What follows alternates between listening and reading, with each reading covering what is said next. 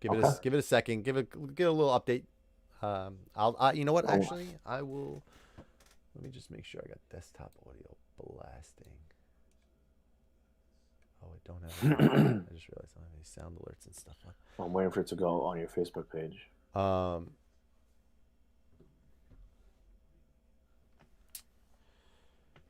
Thank you everybody for tuning in. Real quick, just want to let everybody know we're doing a wiffle ball stream tonight. So if you're tuning in, thank you for tuning in. As you can see on the screen right now is Anthony Dioria. He is the commissioner of the New York Golden Stick Wiffle Ball League. And tonight we'll be going over the top 10 yard wiffle ball players in the league. So if you're one of my normal viewers, thank you for tuning in. I'm excited. Anthony's going to be hosting this show, so he'll take it away. And I'll be live on the show as well and in the chat. So if you have any questions or anything and want to get live on air, just feel free to hop in the chat and check it out. Other than that, Dioria, Foodman, take it away. All right, Nifman, thank you very much. Well, to all of Nifman's and Tiptoe Atulo's followers and all of our Golden Stick and Wiffle Ball brethren all over the country, welcome to the Top 10 Reveal Show live here on Golden Stick Facebook, here on twitch.tv/Tiptoe Atulo, also being broadcast on YouTube, also being broadcast on Nick Tulo's Facebook. It's all, if you want to watch it tonight, there's availability. I also want to thank our fellow co-hosts, Matt Crispy and Tim Beck, who are off camera right now, but will be coming on shortly for helping this committee put this overall top 50 list together. For those of you who haven't been following, we have been putting together a top 50 list, despite much blowback from certain members of the community who can't just take a joke and have a good time. But we have had a lot of fun over the last few weeks putting this together, getting some chatter going in the Wiffle community. We are about, I don't know, probably 3 months away or so from opening day Yard League. Less than that for Fast Pitch and other leagues going on. So Wiffle Ball is right around the corner. The weather is getting a little better. I know that Geoff, our weatherman, says it's a false spring, but we'll take any type of nice weather at this point. So with that being said, I want to bring in the rest of our panel here, and we're going to get rocking and rolling with the show. And again, tonight we're going to reveal the top 10, but first we just want to review to everybody our schedule coming up. But before that, Crispy, Beck, and Nifman, welcome to the show, fellas. What's up? How we doing? Yo, what's up, Food? What's up, Nif? I'm happy to be here. Thank you guys for just real quick. I know we got about 8 viewers on right now. Thank you for everybody for tuning in. I know on my channel you guys are very used to seeing wrestling product, but for those who don't know, I'm actually part of a really awesome wiffle ball league, super competitive. Especially in our New York region, we get about 26 or so teams in the tournaments that we have pretty much every month, and we successfully were able to pull off a safe and awesome season last year through the pandemic, and we're super excited about the 2021 season. So as Foodman described before, thank you for all my listeners and all my viewers that are usually here. Thank you guys for tuning in. If you have any questions or anything that you want to know, feel free to I'm only going to be reading comments that are in the Twitch chat. So if you're commenting on Facebook or commenting on YouTube, maybe one of the other guys might stumble across it, but the most live and active chat will be on Twitch. So twitch.tv/Tiptoe Atulo if you're watching. But Foodman, thank you. And Crispy and Beck, what up? Let's go. Fire me the fuck up, baby. Let's go. Also, we are live on stream, so remember, we're going to have a lot of different viewers that are going to be outside the community, so let's be respectful to everybody and make sure if anybody's tuning in, if you're in the chat, do not please, I have mods and stuff. They'll kick you out for any like slander or shitty talk. And plus, you can fuck up my channel as well. So, but if you want to talk shit, feel free. Just don't do it in a derogatory way. Appreciate it. Yeah, we don't want to do that. I mean, Nifman's already got advertisements on his Twitch page. So, let's go. Fire me up. In the real world. Big money. All right, so Tim and Matt, again, thanks for being a part. Thanks for reaching out to me about a month ago to do this top 50 list. It's been a lot of fun. Before we get to the schedule here, I guess just quickly, what's been your favorite part about doing this whole process so far? Probably the backlash, honestly. I think it's hysterical that people actually are taking this extremely seriously. I mean, people are going to say to our faces oh, it's all right, it's a joke, I get it, but there's 100% people that are definitely a little butthurt about this whole entire thing. And that's what I'm all here for, honestly. It makes me happy. Listen, we did something cool. We went time out of our day to do this. Sorry. Wow. Love it. Right to the point. Love it. Tim, what about you? I like that, Matt. That was a good answer out of you. The backlash is definitely going to be fun. It's not going to stop either. It's going to be talked about all year long. So it's going to be fun. Put a little chip on everyone's shoulder for this coming season. I'd have to say the process. This past month, the process of the list changing every day.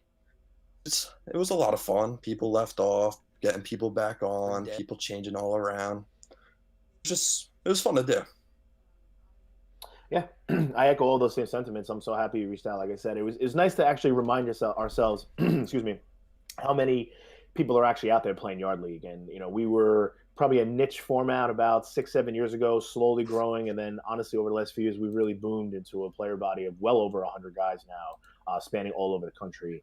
And that's only going to grow because I think Yard League is a format that everyone can play and everyone can excel at, and it kind of neutralizes the playing field. And even the most elite players in Yard aren't as far away from the good players compared to like Fast Pitch, where there's a large gap between the very, very good and everybody else. I noticed you didn't ask me. Was that because I was left off the list? I guess you're an honorable mention. Not to spoiler.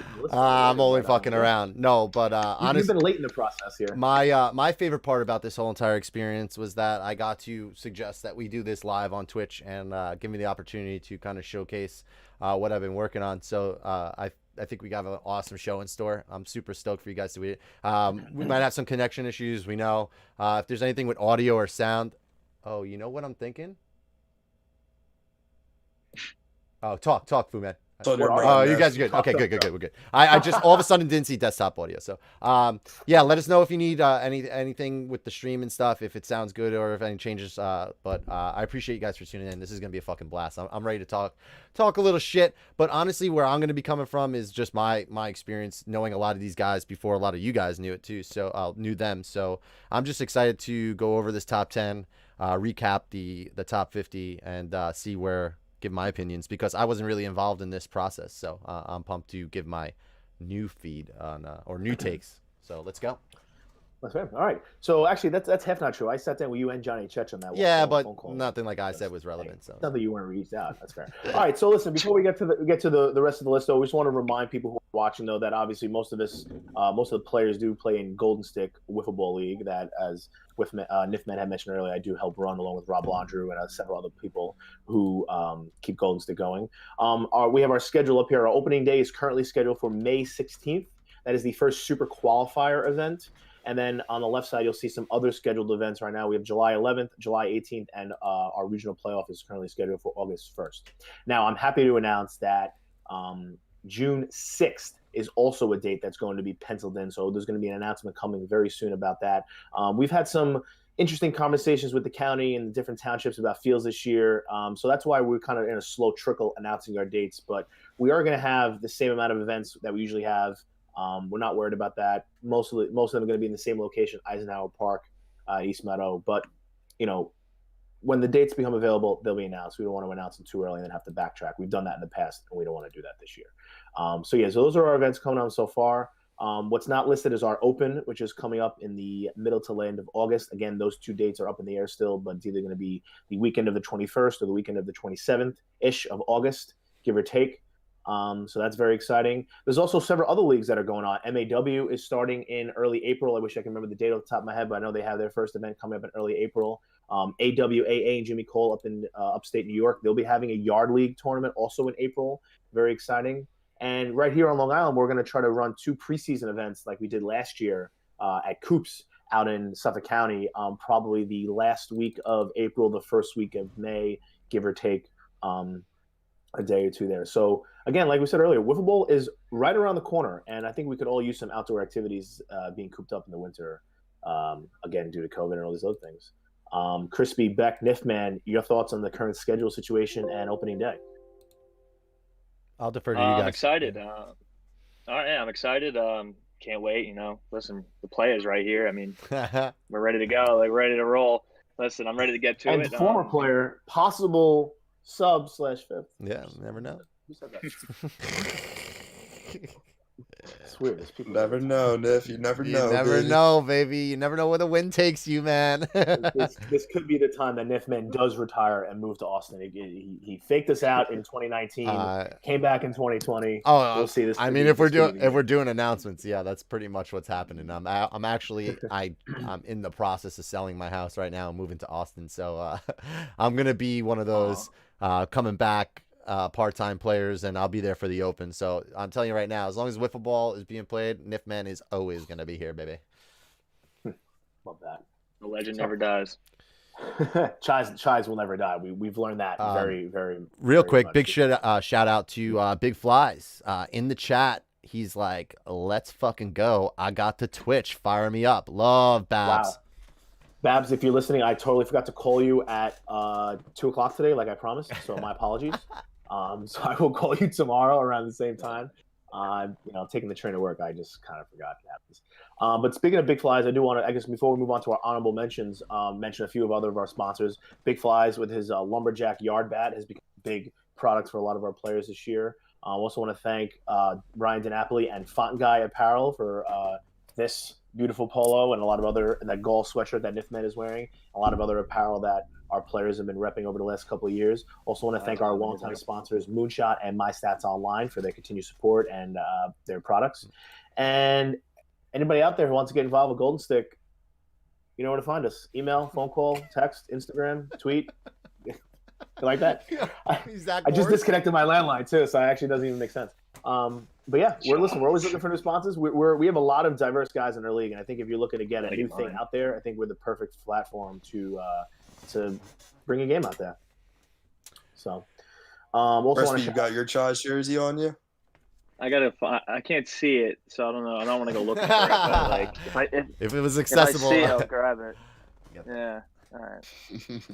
I'm not digging for it, but Chaz never dies, baby. Where's your free crispy shirt? That's what we got to be wearing. Also want to give a quick shout out to our Long Island baseball brethren as well. Sorry, Tim, I didn't mean to cut you off. We just want to give another shout out to all of our Long Island guys, Gall, the Wire, and all these guys that have kept wiffle ball going. All of our new players that have come back in the last couple of years, and all old players who have come back as well. And again, yeah, guys like Tim and Matt and New Jersey seen a nice rebirth in wiffle ball over the last couple of years. So shout out to the New Jersey guys as well. With that being said, Nifman, let's move it along here. Let's bring up our honorable mentions list. So before we get to the top 10 and then recap our top 50, top 40, let's bring up our honorable mentions. And, a lot of guys on this list that some people have been texting today. Oh, I can't believe this guy was left off the list. We should make a fantasy team with just these guys. They'll beat anybody in the top 50. So I guess, between the two guys who put the list together, and Nifman here, who can come in second, who is on that honorable mention list. Which, listen, at the end of the day, it means at some point you were considered a top 50 wiffle ball player. That's amazing. So take that for what it's worth. No, I mean, I'm looking at this list, and just personally, I mean, I can pick 3 guys on this list right now and go up against any fucking team in the world. I mean, give me Toast. Give me Toast. I didn't even realize Toast isn't in the top 50, but yeah, give me Toast. Give me Swan, former Chais guy. I'll take all these guys. There's not a bad fucking player on this list. I mean, and a lot of guys on this list on old, like, former teams are on new teams too. So it's really cool to see where all these guys are going to end up and where they're going to go and stuff. So I love this list. I'm actually honored to be on the honorable mention. And you can't crack the top 50 no matter how fucking long you've been doing this sometimes. And if I got to fucking go to war with Jerry Chech and Eric Anderson again, I'll do it.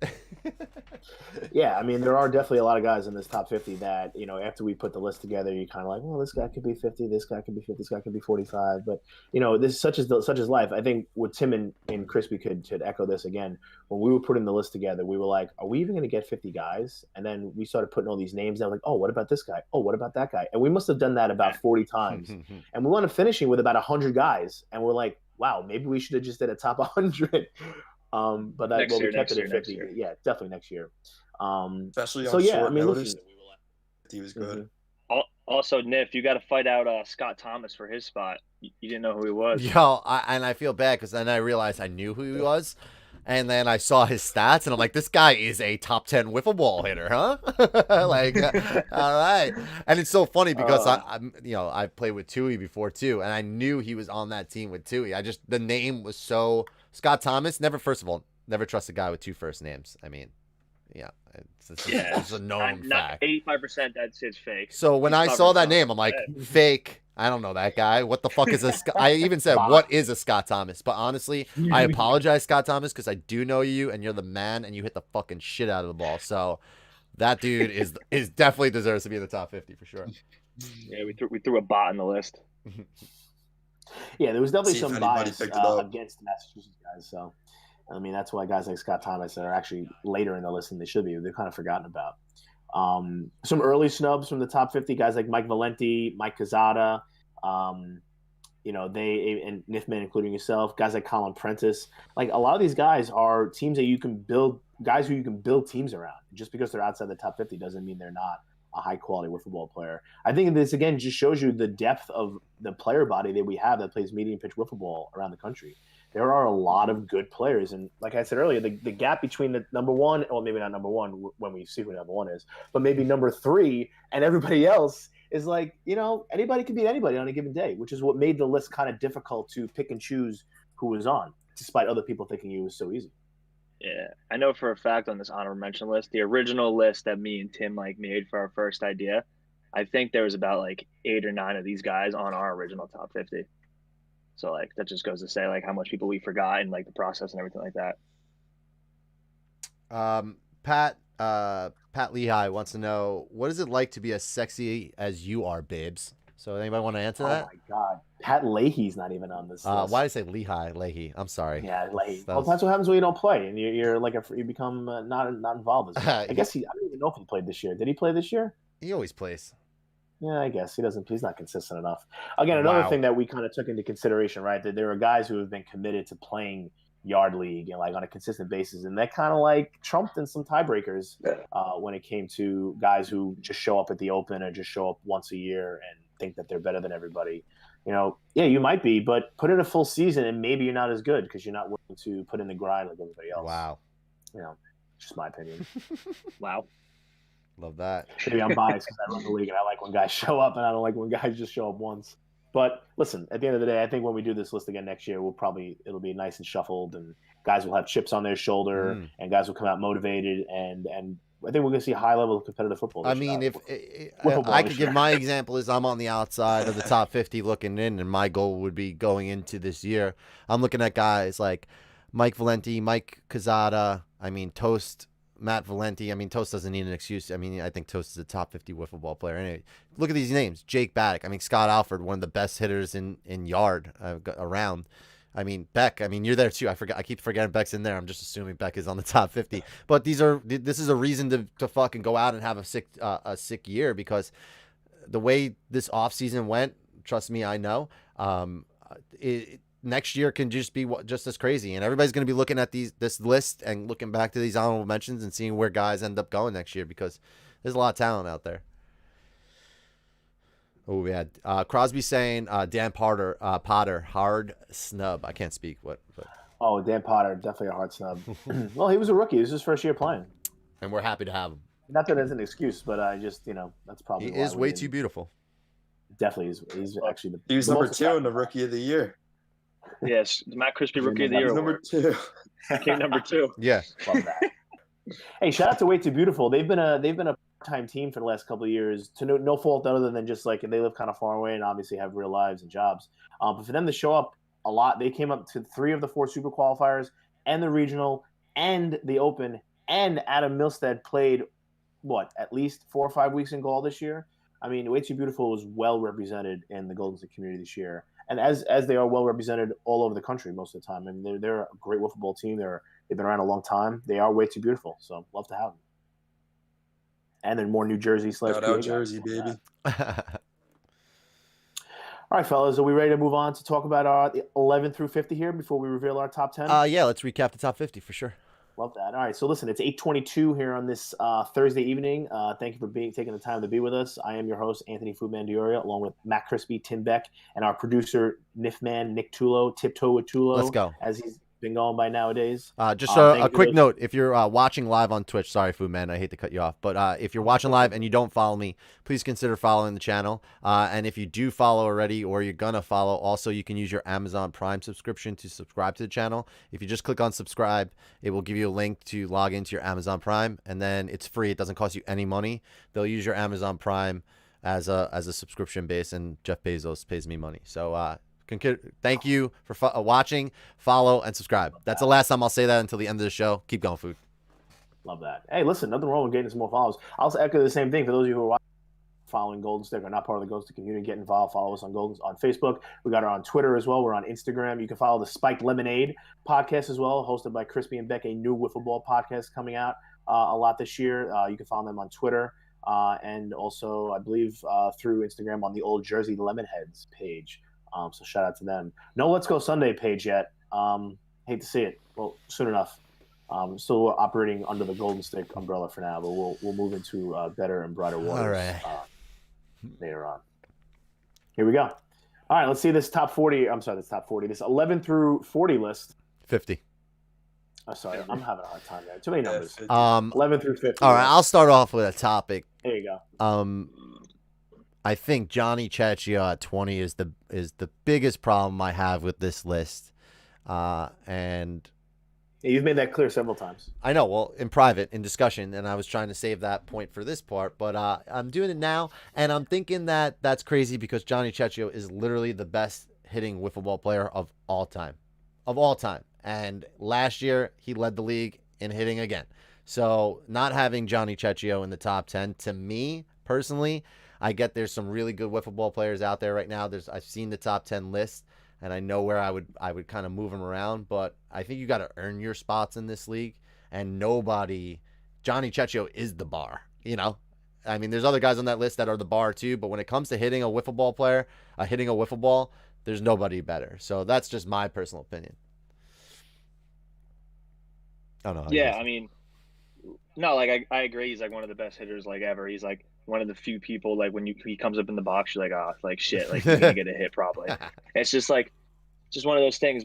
I think we all can agree, like the three of us like that put like the work in and made this list. Like not all of us are generally like 100% set on where people are. Yeah, I got you. In any of this thing. Oh, that wasn't. It's just like, I wasn't saying that necessarily. Yeah. I'm just looking at the list, No, and then yeah. the one biggest standout to me personally is Johnny Cecchio, and the other one I would say that probably could bump up would be Doc, just because Doc's pitching and hitting numbers were way up last year too, and then you go back and look at his career stats pitching wise, the guy leads like strikeouts, wins, innings pitched, like everything. So I'm just like looking at it and I'm just like, all right, those are two. Other than that, I mean, really any guys, someone in the 50 through 31 could easily be in top 20, you know, and then it could be flip around.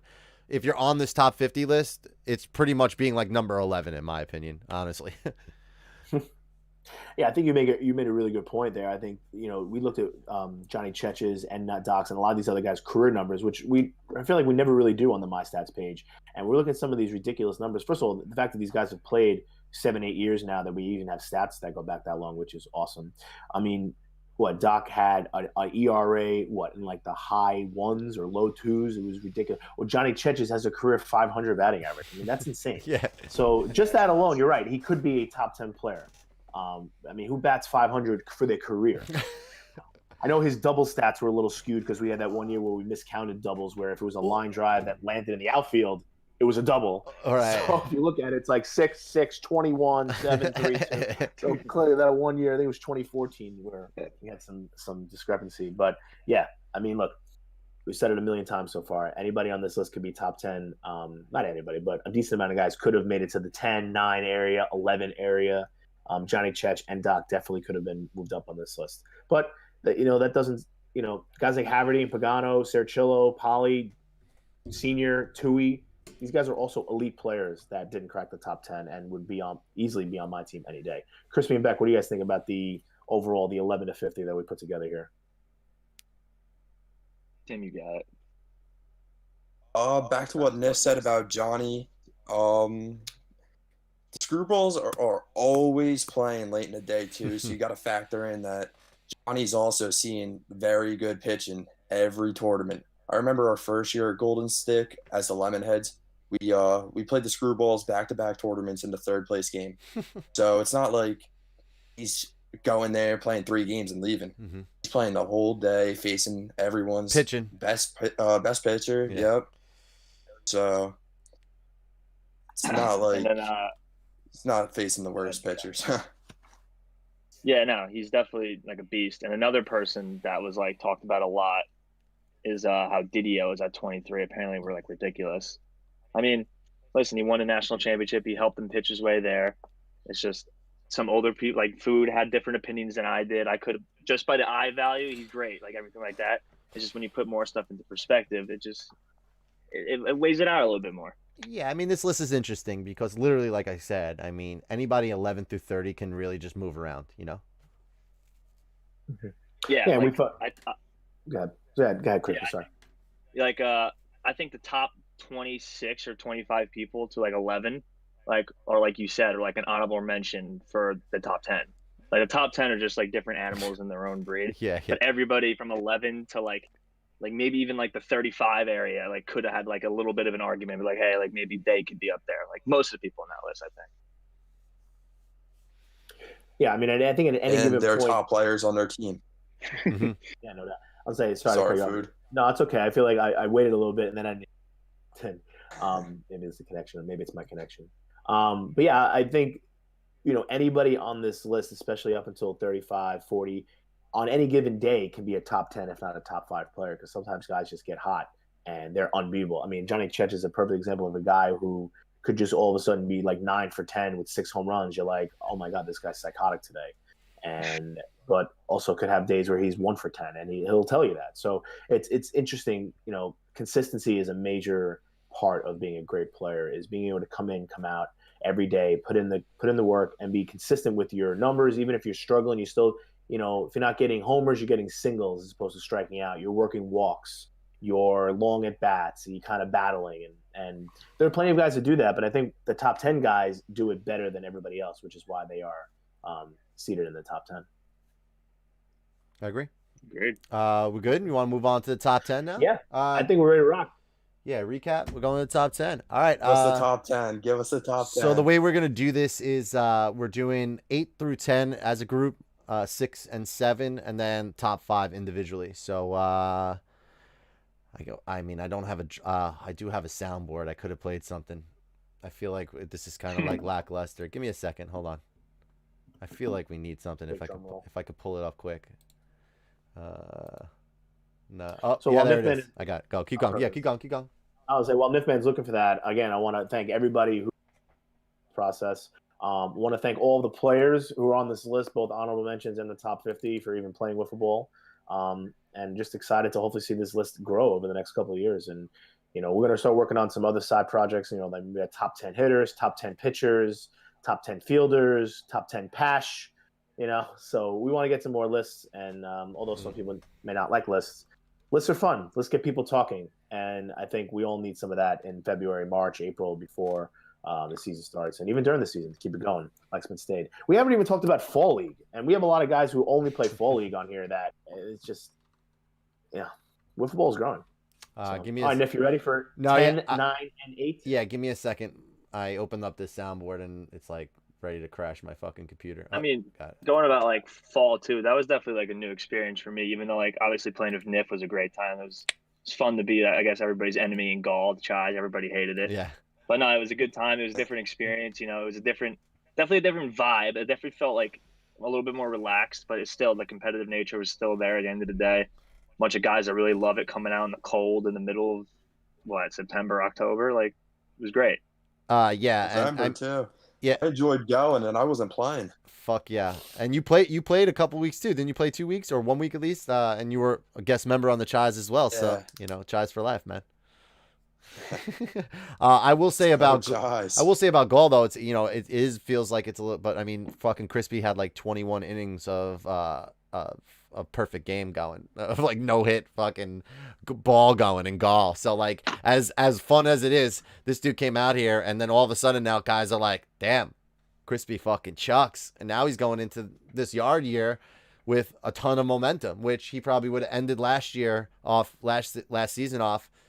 You know, they didn't have Ray in the tournament. They didn't get to fulfill. They're going their own ways, and now he's going into a new team with a sick off season of Gall to roll into. I mean, Foodman, as an owner, I don't know about you, but you got to be fucking jazzed about that, seeing that shit.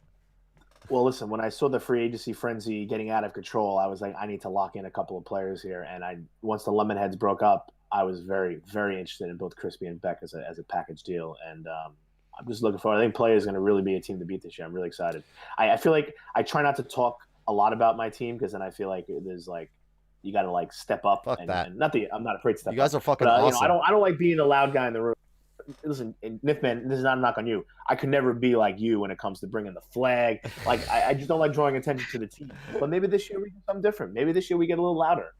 You know, no, we're gonna be fucking sick. Everybody should be scared. Watch out. Yeah, let's see. That's. Let's go. I mean, you gotta love that, right? I do love. Hey, listen, that's what they're for. As the owner, I'm supposed to be, you know. That boy's got some. That boy's got a little. He's got a little lemon heads. He's got a little chives in him now. He's coming over to the players, ready to fucking be like, "Yo, we're getting rid of these uniforms. We're going to." Let's see. Listen.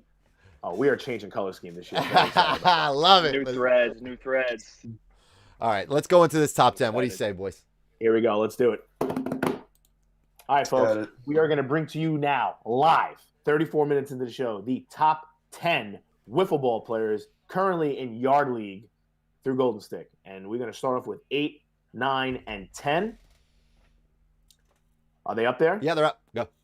Actually, it was coming up almost live on Facebook. Yeah. Sure. All right, so congratulations. So here we are, 10, 9, and 8. 10, Mr. Jay Ventresca. 9, Ray Luddick. And number 8, Kyle Kaminskis. Those look like 3 guys that live in the state of New Jersey. I don't know about you guys, but is something in the water?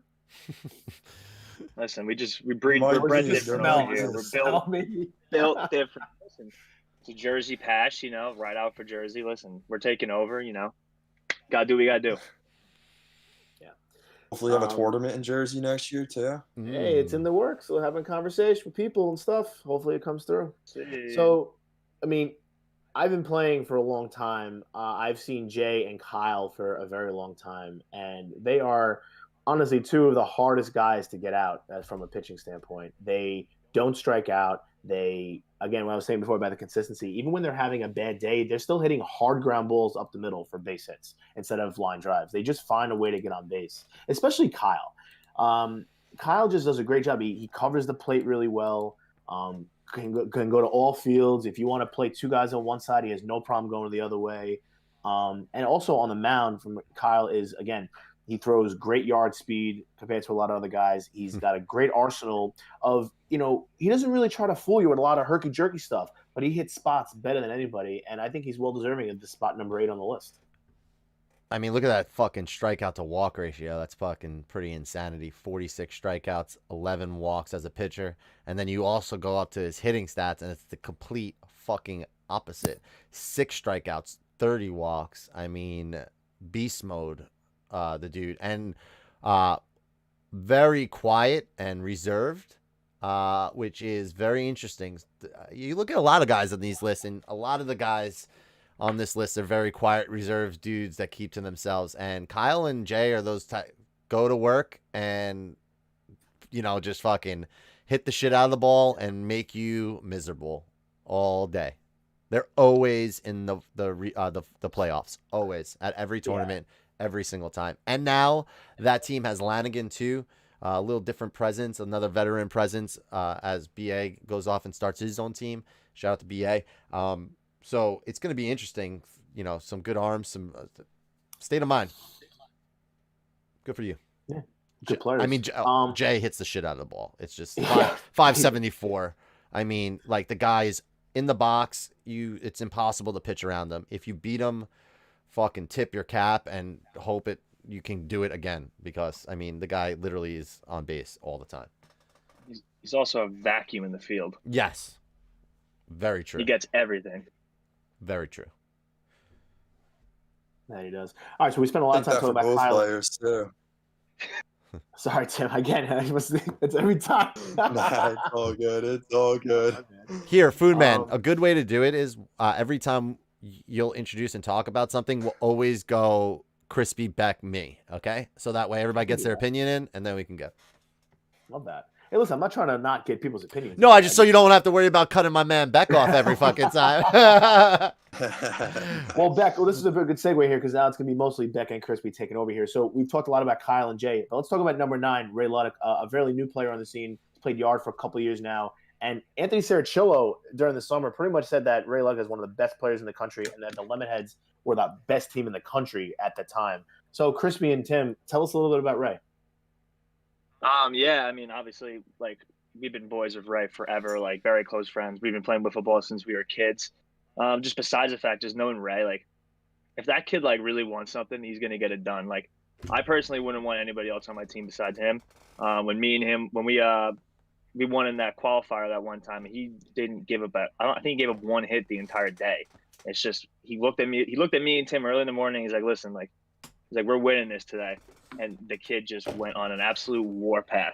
And he's also our best hitter, too. I mean, people overlook that. Like, he's a sick pitcher, and he's an unbelievable hitter. He was our most consistent hitter by far.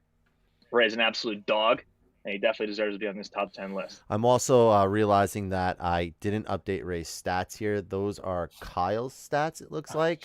Ray's, those are not. I didn't do Ray's pitching or batting stats. So that is my fault. I'm sorry. I apologize about that. Up right now. But you want to listen? They're good. That's it.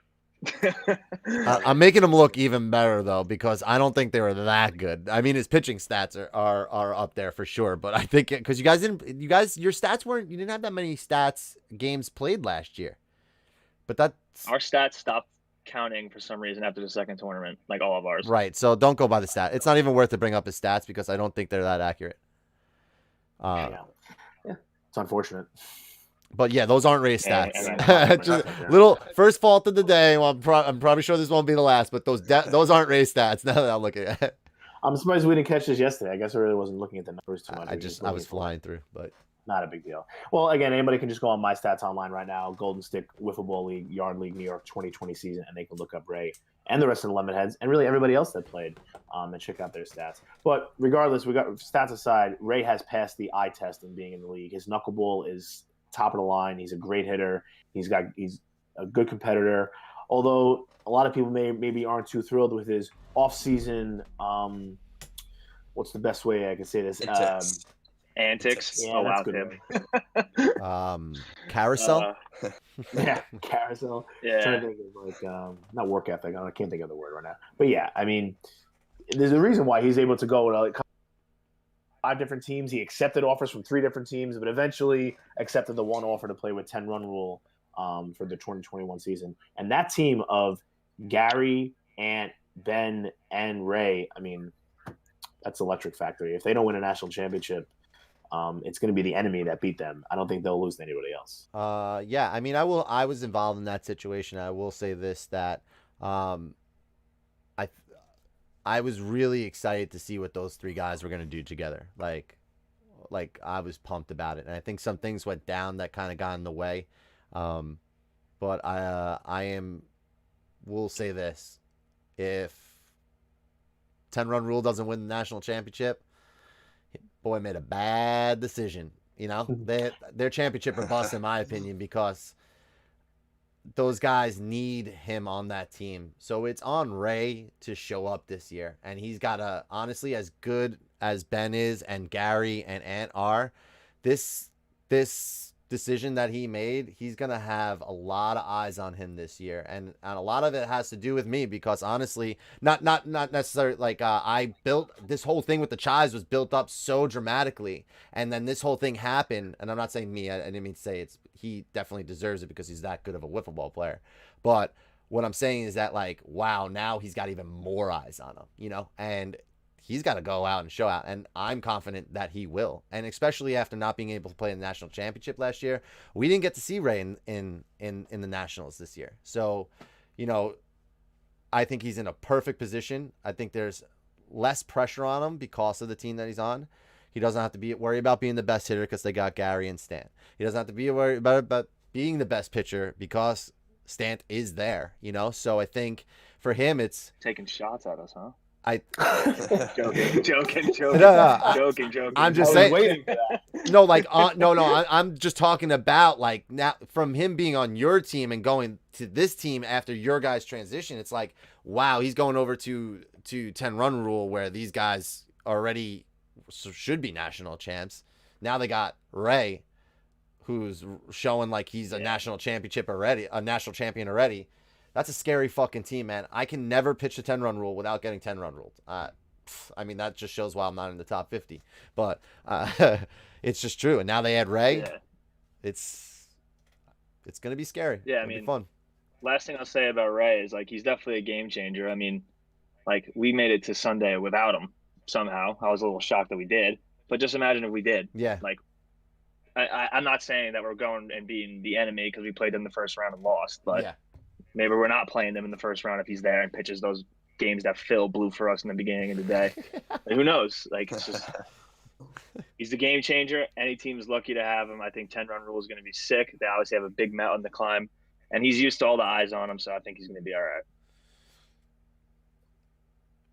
Yeah, like Crispy said, he is a competitor. If he wants to win, he's going to go out and get the win.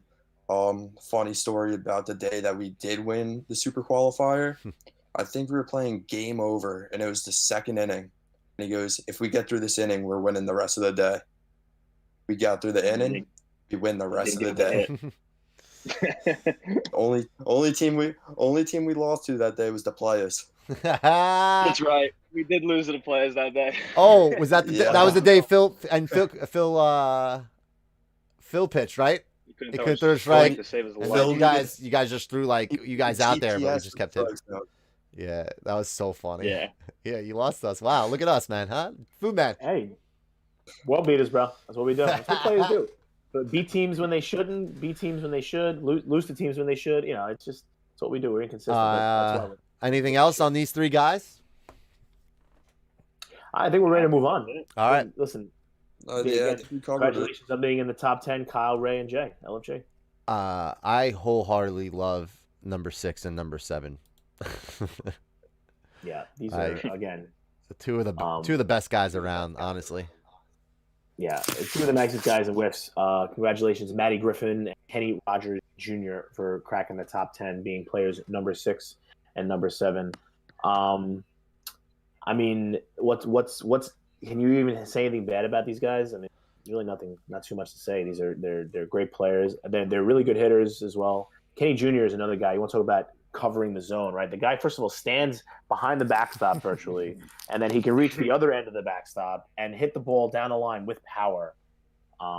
He just hits everything, and it's been a pleasure to watch him play really since a pretty young age and grow. And then Matty Griff, another guy, he doesn't swing at balls. When he swings at the right pitches, he hits it all over the field. He's an elite pitcher. He's an elite fielder. Yeah, I mean, a lot of positive things to say about both these guys. I know that I want to just a quick shout out to Matty Griff, one of the, if anybody knows, his Black Dog Country Club, one of the great establishments in the North Boston area, lost a founding member in Brady, one of the dogs, the other day. So RIP to Brady, and hopefully Matty Griff is doing all right over it. But yeah, what do you guys think about 6 and 7 here, Matty Griffin, Kenny Jr.? Yeah, I mean, there's no question that they are in the right spot. I mean, listen, they're both sick players. Matty Griffin, he went to the national championship. Kenny is just an absolute monster when it comes to hitting. I don't know them on like really a personal level. It's just whenever I lay my eyes on them, something like sick's happening. So like, you just got to assume that the talent is there. And yeah, they're definitely deserving of these spots. They win. They're sick at wiffle ball and they love it. So they deserve it. I agree with that. They're right where they should be. I feel like I've seen Matty Griff play twice, and it was just in the opens. And he's laying out, he's hyped up, getting the team fired up, and his stats do prove that he can rake. And I feel with Kenny, I feel like Kenny's underlooked as a yard player just because he's notorious for fast pitch hitting. So Kenny did step it up hitting. He had a great season, and he pitched great as well. I mean, I'll never be on these guys' level, so to say anything bad about him is catastrophic. But I will say this about Matty Griffin is I just kind of like don't know what it's like to be in his shoes, where he went to 2 national championships, one in fast, one in yard, and came up short both times. And that's gotta be just like gut wrenching to him. Like, two with DNAP as well, his boy, and those guys just. I mean, year after year, it's the same old story. It's losing to the enemy, and guess who's always usually there? It's fucking Matty Griffin. And I remember after he lost the yard, I was like, I overheard him say, he's like, I'm gonna get you one day, man. He's like, it's gonna happen. And honestly, I know Matty truly believes that, and it will. It's just how many times you say the same thing to the same guy, which is Norris, and it's just, but Matty's not going anywhere. Matty's a lifer. He'll be here forever. He'll keep growing the sport and keep leading the sport the way it is. And Kenny Spliffman, I mean, dude, he's so awesome. Honestly, I think if Kenny worked a knuckleball pitcher, he'd probably be work a knuckleball into his rotation and consistently through it. He'd be the best yard player. I think he'd be pretty much unstoppable. But I love him. I mean, I've been playing with Spliffman forever. I mean, Spliffman, Niffman. So it's I'm happy to see these guys, two of the best dudes around. Honestly. Don't give him any ideas with the knuckleball. Jeez. I mean, listen, if you ain't learning how to throw a knuckleball, then what the fuck are you even doing? Right now. It took me 20 minutes. Anybody? Yeah, fucking. If we freed CRISPE, then anybody can, right? Yeah, I'd rather people learn the knuckleball than try to ban the knuckleball. We don't want to do that. It took me, speaking of Kenny's pitching, he throws this slider, which I think we've all faced some point where it virtually is behind you, and it pretty much lands right in the middle of the zone. It's a wild pitch, and I think he throws it a lot, which is, I guess, a downside. Yeah, he threw it 5 times to me in a row, and it was the greatest feeling ever, hitting a home run off of him. I'm not gonna lie, it was like one of my best wiffle ball moments of all time. Oh, while he's on the mound for the screwballs, trying to save the day, and hit a grand slam, and it was just like, oh, that was amazing. Oh, that was in Gaul. I was like, oh yeah. You're on my team, man. You were there. I was there. I was after there. I feel like I remember this. You were there too, That Beck. was the longest game of my Food Man, life, you were there. by the way. Yeah, I was. That game took like 2.5 hours. Oh my god, it was 14-11. We ended up winning. Yeah. But yeah, I mean, just like any other pitcher. That game was longer than some movies. This game cut off. It's got to be a connection thing. I see Beck is coming in a little slow on my computer. That's why I'm waiting for the green box to be above his head. But yeah, I mean, just like any other pitcher, right? We all kind of fall in love with it sometimes, and we keep throwing it because we think it's going to continue to get guys out. But hey, it's just another example of why, even though he's top 10, we all have our cons, right? We all have our things that make us not as elite as we could be. And Kenny's an elite player. I think I called him borderline fantastic. I think that was the specific phrase I used early last year. His dad is back. A lot of flack for that. His dad is back now, right? Mm-hmm. So yeah, him and his dad and Red are playing together. Well, that's this year. What I meant by his dad is back is his dad is back. Like the end of last year, Kenny Sr., he was showing up every week and he was raking. So now you add Red to that mix, they're ace, and those three are gonna always be around. And honestly, Kenny's stats are gonna fucking probably be insane this year. And I'm looking forward to seeing what Kenny does with a real full season under his belt. I know he had some tough times getting to a bunch of the tournaments and stuff. So I think Kenny's got a being 7 here. I think Kenny's got a chip on his shoulder this year. I think next year we'll probably see Kenny in the top 3. All right. Fair. Yeah, can't argue with that. All right. I mean, I think we've exhausted, right? 6 and 7. Let's move on to number 5. Let's go. We are getting fire me the fuck up. That's right. The moment we are getting close to waiting for the revealing of number 1. Although I feel like, but there's still going to be anticipation. You never know. The way this list was going, who knows? He could be number 5. Well, we're on number 5, so. No, I know. Okay. I saw number 5. Congratulations, Anthony Pucci. All right, Anthony Pucci, another guy who's been around a very long time.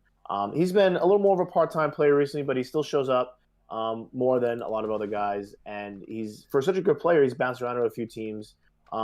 He's, to me, when we talk about the knuckleball, he's the guy who I think really brought the knuckleball on the scene, where he could throw it consistently for strikes and just mow guys down. And then you get him up in the plate, and he's hitting balls up here, down here, and he's hitting them 1,000 feet. I mean, he's got the longest home run in our yard league history when we used to play at the old driving range course with the fence. He hit the ball pretty much on the green of the hole that's on the other side of the fence. It was an absolute bomb. I think it was actually off Doc. Doc always likes to bring it up. So I think Poochie, right here, where he belongs. Not a lot of games this year. Like I said, 6 games this year. But that's not going to take away from the fact that he's still an electric player and could easily go in the top 3 of any snake draft, which we might do one later on the show. Crispy, your thoughts? He's like another guy on this list that I honestly didn't know too much. Like, truthfully, I like you said, he didn't show up that much. I didn't get much experience. Him being from Mass, I didn't truly grasp how like good I guess he actually was. Just from all the stories that you've been telling me, Rob and Timmy, and I hear from everybody. The guy's an elite wiffle ball player, and he definitely deserves to be at the top of that list.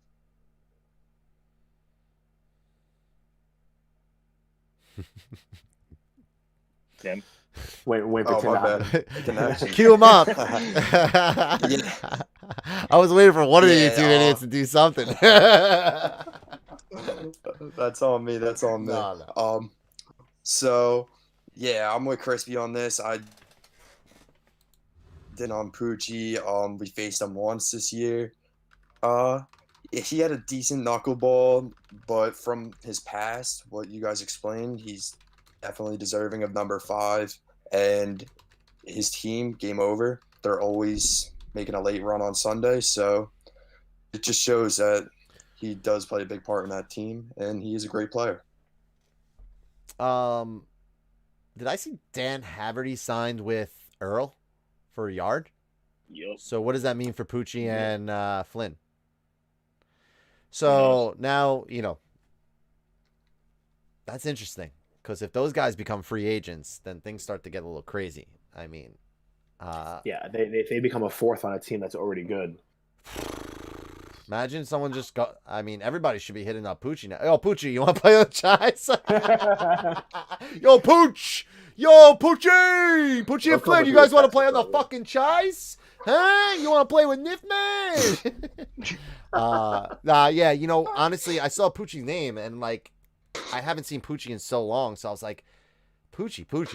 I'm like, Pooch Man. I know Pooch Man's got a name, too. And I was like, I haven't seen Poochie play much recently, but back in the day, Poochie was all over the place. I mean, the guy was like, Poochie's up, and all you heard was Poochie. Like, and such a great name to say, too. But, yeah, man, mad respects to Pooch. And now this is pretty crazy. I mean, if he's becoming a free agent, oh, boy. I mean, they might just find someone else to play with them on Game Over, I'm sure. But things could be getting interesting. Yeah, definitely a hot free agent. I mean, you look at Poochie's stats, and people would be like, "Oh wow, stats they're not really that good. How is he a top 5 player?" But I dare you to go face Poochie and see if you actually have success. And yeah, his walks are up, his ERA is up, his knuckleball I think has taken a little bit of a dive the last year or so. But I think that's just due to his lower. He's more of a part-timer. He hasn't played as many games. So I think when you have a knuckleball, you really got to play a lot and really hone your craft. And not that he hasn't honed his craft, but this is why he was so much better a few years ago. But I think Poochie would easily be an ace on any team. And his hitting is otherworldly. He hits everything. He hits bombs. He's never seen a pitch he doesn't like. He's also an all-world softball player, which I think plays into it. So Poochie, Electric Factory. Yeah, I would also say he reminds me in the box. He's like Johnny Chech. Like I mean, what's a young Johnny Chech? How old is that? I mean, like was that like 42? A young Johnny Chech? I don't know. But like Poochie and Johnny Chech are the same kind of hitters. Like what are you gonna throw him if you don't have a knuck? I don't think you can't throw him a screwball. You can't throw him a drop. Definitely can't throw him a riser. Definitely can't throw him a slider. So I mean, good luck. I'm not fit. I don't want the ball in that. I'm just gonna get 10-run ruled most likely. Yeah, there's no question that like Poochie's definitely a dog out there. Yeah. I mean, listen, I think if he came out 100% and like he played like Foo just said and he honed his craft a little bit more, I could definitely see how he would be an elite top 5 player. So he deserves where he's at. Mm-hmm. You want? Don't hate me anymore, Congrats, by the way, Poochie buddy. Poochie Pooch. Damn it! What a name, right? He should It's just make a very team. Italian, love He it. should just make a fucking team You called gotta the be Poochies. you gotta be careful, Tim. He didn't really like when I did that on the Matt Crispy Awards, so it came in my DMs. Nif said it first. I don't even know what I even I mean, said. no, I'm just I'm so no, you fucking just ripped. can't. You just can't say his name like 3 times in a row in like a dog calling fashion, and it gets him mad. Poochie, Poochie, Poochie, Poochie, He Poochie. can't, yeah, he can't How be can you mad. not No, say he that? just- I mean, he can't be mad. Yeah, like I'd be marking he's out. top 5. I mean, I go by Tiptoe Atulo. He's top It's 5. like, You can't be mad about that. yeah, top 5, dead or alive, and that's just off 1 LP. All right, number 4. You ready? Let's do it. This is All right, congratulations, Anthony Plus Pucci. 4. This is where we. All right, so I described what's coming up as the Mount Rushmore territory. So it's like top 4. It's like you could kind of like just flip flop guys here and there. So personally, like, I mean, in my opinion, I think the next guy coming up is like the backbone of this list, pretty much. And without him, I mean, he takes everything to another level. I agree. And with that being said, number 4 on our list, congratulations to Ty Wegerson.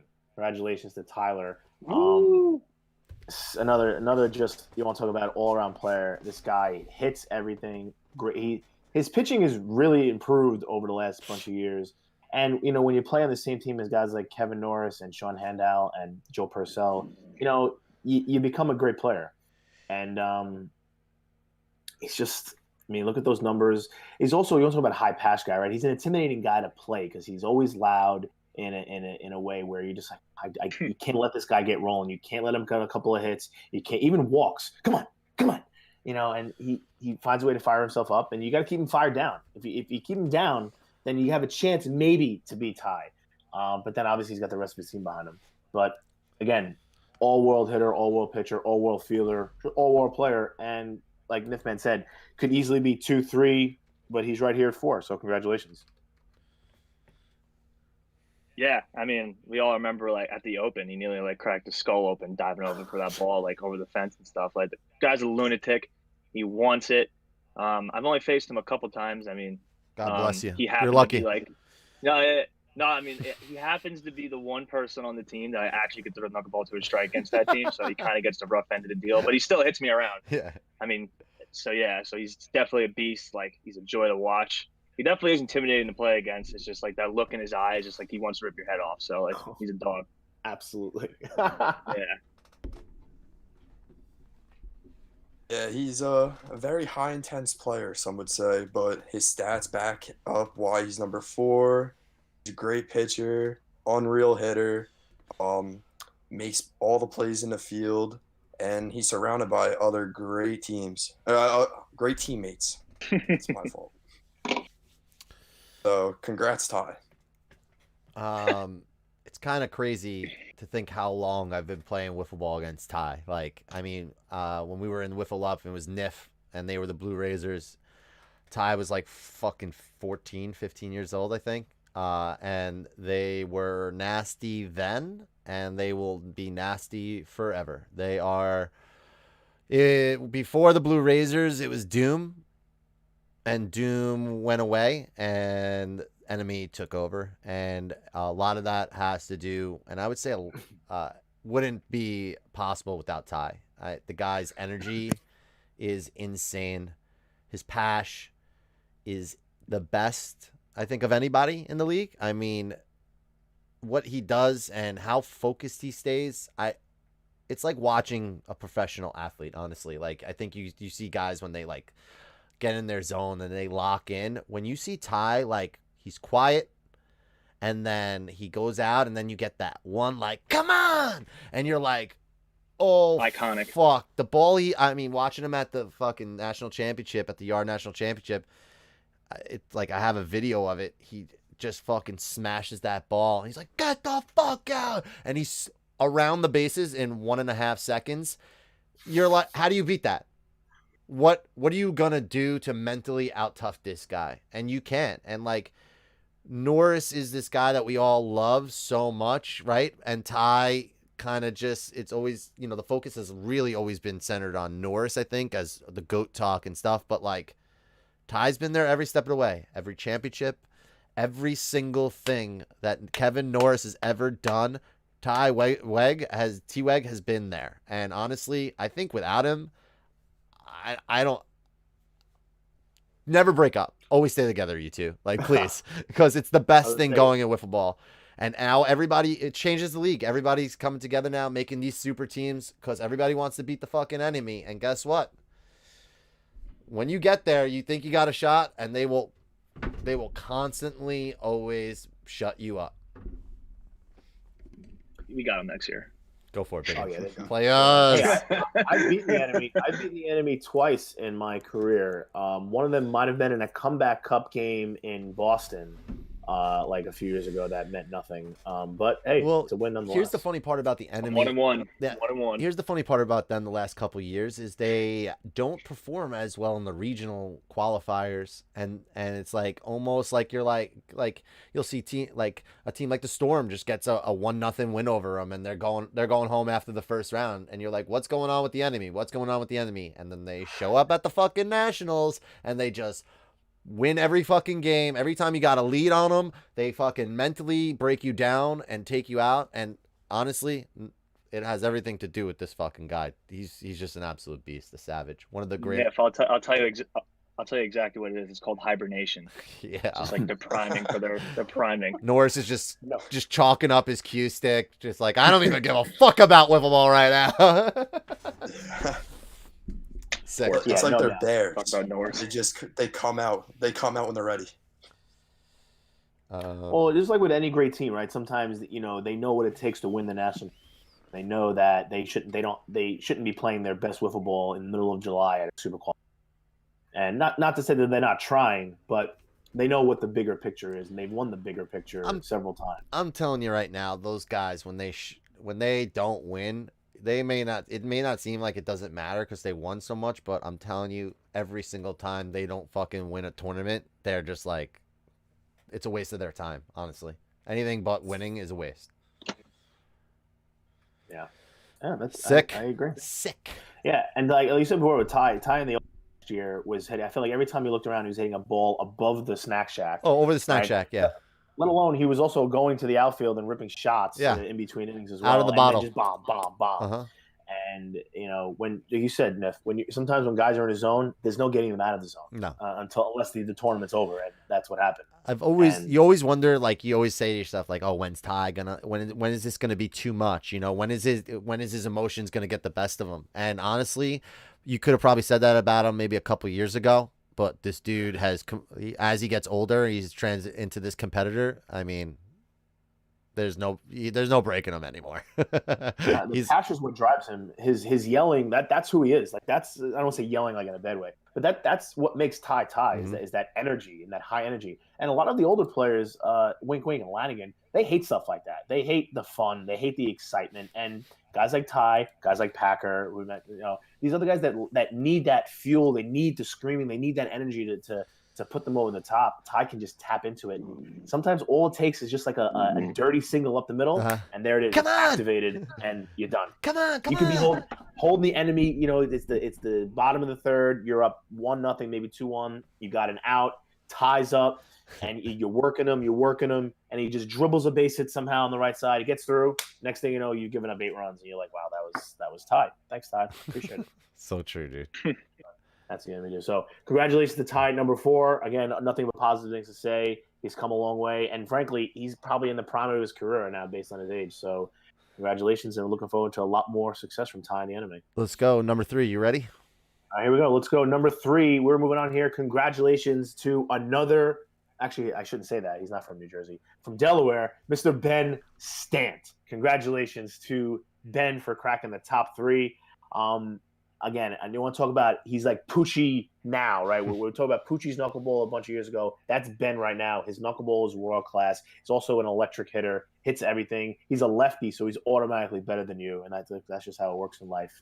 And fielding also pretty good. Can't really say too much because he's usually on a team where you don't really get many hits, so you don't really get to see him field too much. But hitting, again, hits everything. Hits for power. One of these guys who he doesn't dick the ball down the line. He'll dick it over the fence, and it's insane. He's got another great bat. was a great plate coverage. As I do this is my plate coverage symbol. Right, this is what I mean. You have plate coverage, right? But his knuckleball, he's perfected it over the last few years, and again, his numbers may not have been as good this year from an ERA and a walk standpoint, but I know he was very upfront, being, listen, I'm trying a lot of things this year. I want to try some new stuff. So, but we all know when the time comes, Stant is right there, and I think well deserving. Remember, it's a top 10 current list. I think currently Ben definitely is. Are the those third his best pitching player stats? in the I'm looking country. at his pitching stats, and those look weird. Are those his pitching stats? Yeah, his numbers, they were a little off this year. Yeah. Again, shortened season, didn't play as much.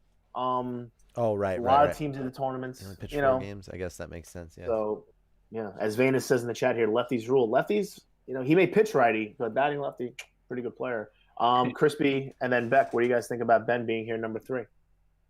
I mean, like you just said, I think he might be the best like two-way player in this whole entire league. Like he's probably one of the top pitchers in the league. Well, he is one of the top pitchers in the league, and he's definitely one of the best hitters in the league. I'm interested to see again how we were talking about before of Ray, how that team does this year. They're definitely going to be a favorite. Just having him and Ray as the 1 and 2 punch going in every single game, like you're never facing an easy game. It's just no matter what they're going to throw at you. I mean, especially even me facing Stant, like it's my first year into this, and I'm seeing that knuckleball coming at me. It was a total different language to me. I had no idea what I was looking at, and he's one of the best for a reason. Love you, Stant.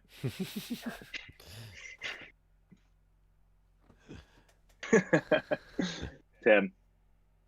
I think Tim might have froze. Tim frozen. Tim, you frozen? Yeah. Do you want to build a snowman, Tim? Do you want to build a snowman? I'll come a long way from being. Hold on, before you let you go, Jeff, I'll say to fill in for Tim here.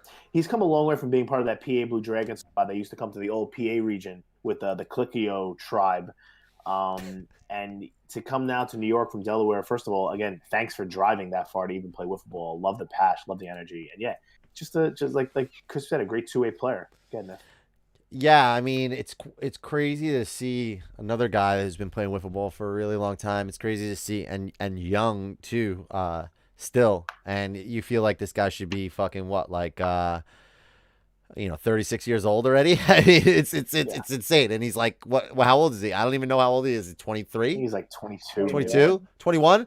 I mean, that's ridiculous. Yeah.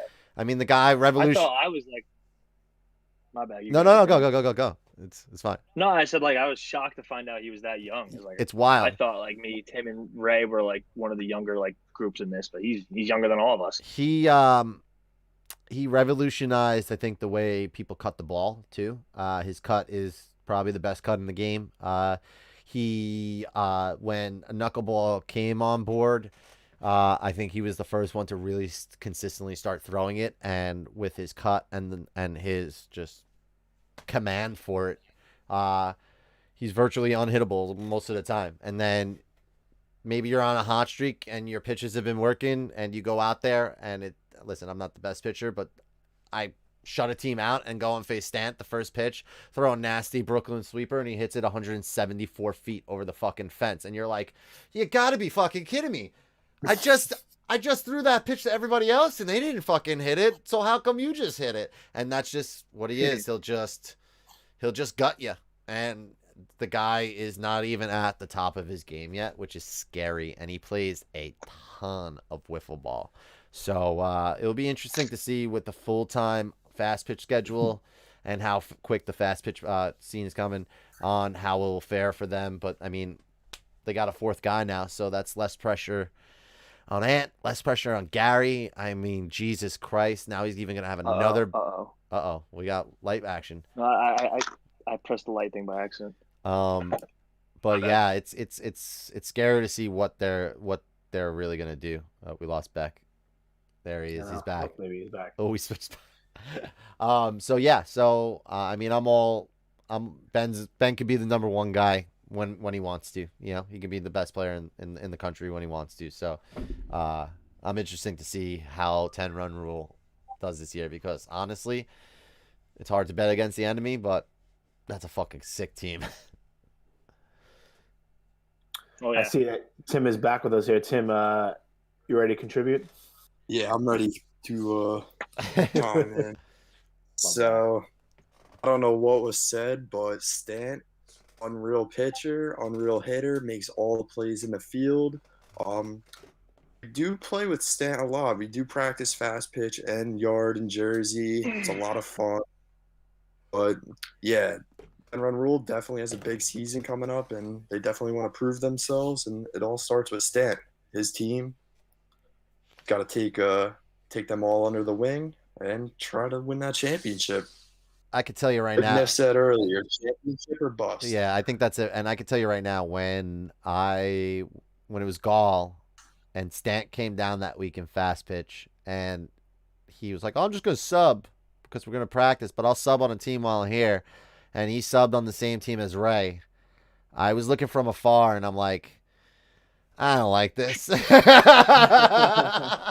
I was like, oh no, no, I don't like this. And like 3 days later, it was there. And honestly, listen, whatever happened. I'm just fucking pumped. Those guys it's gonna be fun. This year's gonna be crazy, and I'm pumped to see where that team goes. Yeah, I mean, the fact that Ant Ciricillo is the number 3 pitcher on that That's team, wild. like, He's an ace on everybody else's team. So yeah, he's not just like a borderline ace. He's definitely an ace. He's an excellent pitcher. like, what's that lineup? Well, what's that lineup? I mean, I think you probably have to. I think Ant likes to lead off. So I No, think you still go Stan was leaning off last year though. Yeah, but I think Ant likes to lead off though. I don't know. I mean, Ant's also a guy who, like, when he knows, take a step back and give up the reign. He's not like a selfish guy who says, "No, I'm going to bat first no matter what." I'd probably go Stant, Ray, Gary, Ant, and then Ant even gets more protection because Ant's in between Gary and Ben. What do you do? Who do you even pitch to in the lineup? Who do you go after? Who's like, who am I going to try to I'm get like out? disgusted. Yeah. I can't even be mad at the fucking kid. I'd actually rather face the enemy. Is that weird? I'd rather face the enemy. No, that's not true. Maybe. Whatever. Let's just get to the number maybe 2. because I've had some good success against them. I don't know. That's just tough. Yeah, hey, Ben, Wow. congratulations. That's why you're a top 50 3. player, Food Man, because you've had great success against the enemy.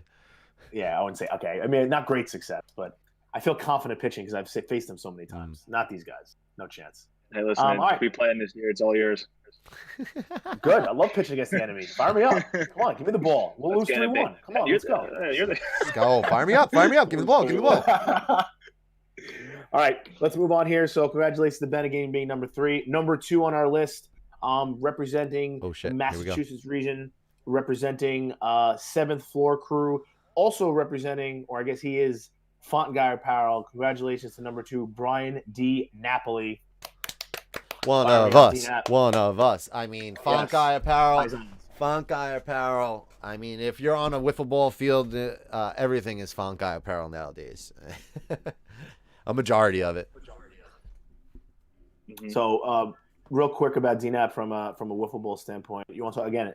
The theme here is everybody's got knuckleballs, right? Like DNAP's again a disgusting knuckleball, but what separates him from some of the other guys? Again, no, this is no knock on Ben, but DNAP could also get you out with everything but the knuckleball. He's got electric stuff, unbelievable drop curve. He's got a sick riser. He's just every other pitch. All the basic pitches are also elite. So if his knuckleball's not on, it doesn't mean he's done. He's actually just fine.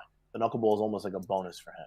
And also another all-world hitter, can drive the ball to all parts of the field. Great leader, quiet, reserved, just goes out there and lets the wiffle ball do the talking. And, has been with Matty Griff. Norris and Ty, Matty Griff and DNAP are like the same thing, right? With this like the 1-2 punch that have been together for a very long time, both in yard and fast pitch. And just, again, you sneak preview into the little fantasy thing we do later. I definitely would draft DNAP on my team. He's just a good dude, and happy to have him on my team. Crispy, and we'll go around the horn. Yeah. I mean, I've only witnessed him play in person once, but like you said, he definitely, without a doubt, the most famous name in wiffle ball. Everybody wears his stuff. Everybody gets their stuff from him. Font Guy, listen, DNAP, he's a beast. Like you said, he's the Massachusetts equivalency of the enemy. It's going to be them two going head to head until someone can slide in and get him out. So, listen, he deserves to be the second best player in the nation, 100%. We could probably guess who's number 1 at this point, but DNAP, 100% beast. Listen, no one could Nah, I'm like sorry my words at this point. He's a beast. Wow. Do you have a crush on DNAP? Yeah, I do. I mean, Him and me too, bro. I have a crush on a lot of people. He's a beautiful guy. Makes quality clothing. He's definitely attractive. I mean, agree look with at that. this fucking jersey. Like, honestly, like, he helped design it. I mean, absolute killer. Go ahead, Beck. Yeah, well, he's contributed to like 1/3 of my closet. So many jerseys, t-shirts, sweatshirts. But yeah, I could definitely see it. He's very quiet, laid back, but from what I've seen him pitching, very crafty, multiple pitches, all for strikes, and great hitter as well. And always leads I can't think of the team name. 7th floor crew. Devon Floor Crew, yep. To the national championship. Unfortunately, many battles against enemy, but he could definitely win it one day. Yeah, man. I mean, what else is there to say, right? I mean, we said a lot about it with Maddie, but like, DNAP's a guy that kind of stays in the back, and then when you need someone to do something, he's usually the one that does it. I mean, whether it's close the door or keep a game close. I mean, how many? I feel like I just see that all the time. I think he did it in both national championships, in yard and in fast pitch, where he came in and kept the game close for them to have comebacks and almost win. So if it's not for DNAP and being able to just be a fucking absolute beast and a horse, like, and just come in at any time and just throw strikes and get you a shot, I mean, it's insane. I mean, the guy is just sick. I mean, he's a sick pitcher, 1.65 ERA in 10 games. I mean, 50 strikeouts, 11 walk, under sub 1 whip. I mean, come on. I mean, that's unbelievable. The fact that he has 4 losses means that, like, who were they facing? I mean, that mass, you run into the fucking buzzsaw up there. You know, you never know what tournament you show up to, but it's crazy, man. I mean, his offensive stats are even more impressive. So, yeah, man, you can, like I said, this is the Mount Rushmore. You really pick and choose how you want it. The top 4 can all be number 1s, in my opinion, you know? Yeah.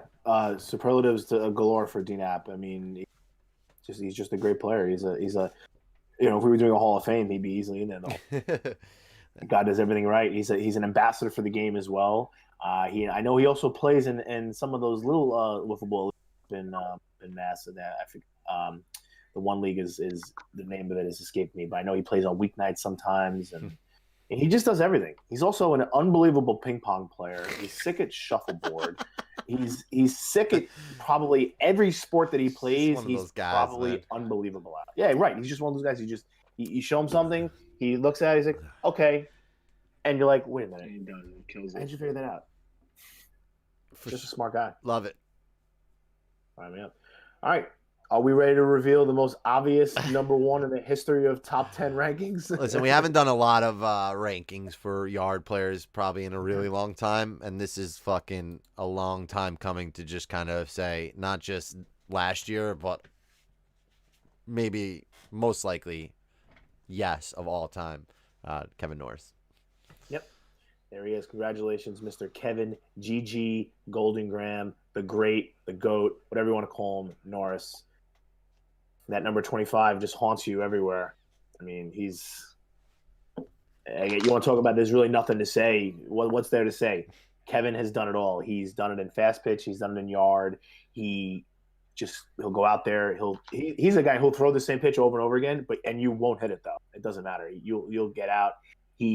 Great hitter, hits power, hits for average, walks, great teammate. Really, I don't even know how long we can go. He's also a nice dude, although he has a problem leaving his clothing in the field. Isn't the worst thing in the world.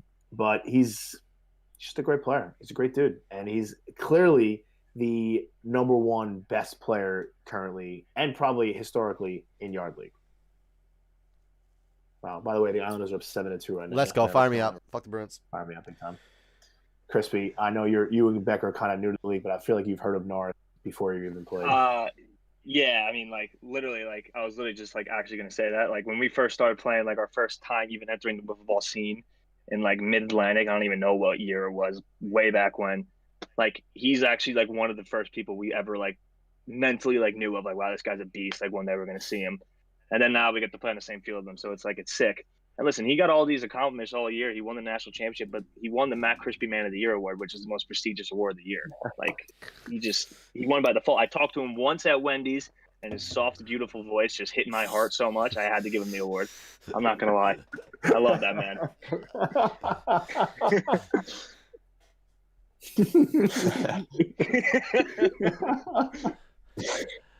I got a girl crush. I remember, I think in that same video you said, yo, Norris, sign me. I want to play with you. You're my hero. One day, No. boy can dream. Oh man. Yeah, Norris, unreal player. Accomplishments from God knows when I was probably in elementary school, winning national championships. And the Wendy story was hilarious. We beat them in the semifinals. We run into Norris at Wendy's. Most genuine guy, very nice. I talked to him one time before that at Mid-Atlantic. So at least our number one, he's not just a great player, but also a great guy and knows how to win. Great leader. Obviously, yeah. I mean, it's almost like when you say things about Ty, you kind of say the same things about Norris, right? So they like kind of go hand in hand. I've been playing wiffle ball against this guy for since I started playing wiffle ball, which feels like 45 years now. So I've played with him, even though he didn't show up to the championship for Gaul, and then we didn't win that first year, which sucked. But awesome teammate, great dude, calm, composed, silent assassin. I feel like I've never seen an emotion out of the dude. Like it's just so wild. Like you look deep into his eyes and you're like, who's back there? Like how are you this good? Always hitting the ball. When he's on, he's on. That's it. There's no stopping him. And when he hits, and usually that always happens during the national championships, whether it's fast pitch, whether it's yard. The dude probably has more titles won other than Ty than anybody else, and maybe other than Doom. Anybody else? I mean, number one draft pick all the time in my opinion. I'll always take him when he's available or on the board and wants to play. Yeah. Respect, man. Respect. Yeah, no doubt. The GOAT. I mean, Norris, easiest number one pick in most formats, yard or fast pitch. He could be the number one fast pitch player as well. He doesn't do anything wrong, and like Crispy and Beck said, he's also a genuine guy, and he may lose to you. He has no problem coming over with you, cracking a beer, talking about the game, talking about what they could have done differently. Both teams always teaching young players, talking with the veterans, and what else can you ask for from an elite player? A lot of guys don't want to be bothered with when they lose. They just want to get up and leave and whine and like. Kevin loves to stick around, loves to talk about it. Maybe that's a product of being such a successful winner, and you may be pissed when you lose, but like you've got so much winning, you can afford that. But Nifman, you're right. When they lose, they're pissed, but they still stick around. They want to chat, they want to talk whiffs, and they're always looking to improve. I mean, what's there to improve? Him and Ty are some of the best players in the world, yet they're always looking to get better. Yeah, they're fucking planting seeds, man. And then they fuck the plant. That's what it is. It's just like, oh, we lost. All right, but we're here. You see them, you're like, oh, yeah, what the fuck? Wow. You don't want to say, like, yo, that's crazy. You guys lost. Because you don't care. They're just there hanging out. And then they're just still there. And then, like, all right, see you guys in the finals of the national championship. And we're most likely going to be winning again. So it's, I mean, it's crazy. And honestly, what they've done for the game is force the competition to constantly evolve and people to try and get better and better and better. Because I think everybody's goal it's not to win a national championship. It's to beat the enemy. Like, you don't win a national championship. You pretty much beat the enemy. So if you get to the national championship, they're going to be there. Like, that's the same story for the last how many years. So if they're not there, count your blessings and hopefully you beat the other schlubs that are there, That's it. Yeah, I would say the enemy are also one of those teams where, like, you may beat them 1-0 or 2-1. You may squeak out a win, but you know the next time you face them, you may lose 18-0. They remember, they don't lose to the same team more than once. That's for damn sure. And I know I want to make Toast had made a comment earlier about and said, "Oh, everyone putting these super teams together," and I don't think it's necessarily putting super teams together because, like we've said with this list, there's a lot of really good players in yards. So even if you had super teams, you could have 12 super teams, 14 super teams. There's that many good yard players that could be elite on the same team. But just it's not about being a great player. It's about being an all-world player, and that's what Norris is. Norris is an all-world player. He will battle every at bat. He'll strike anybody out. He's just such a. You're talking about another calm, cool, collected guy. Never too high, never too low. Sometimes he may be dehydrated. He needs some Gatorade. We've had that happen a few times. But I mean, what else is there to say, man? I mean, he is the best of the best. He's the staple. If we were to make a logo now, the silhouette, it'd probably be him. Like that picture of him on the top. Just that's him walking you back to the dugout. And be like, all right, next game. Who's next? That's him looking at the zone and being like, I'm just gonna strike you out with this whatever drop curve thing that I throw. That no one else seems to throw in the league. And you know it's coming. Yeah. You know you're sitting there like, all right, it's 0-2. I know he's gonna throw this pitch 3 times in a row to get me out. And guess what? At some point he's gonna get you out. he's unbelievable. All right, guys. So listen, there's our top 10.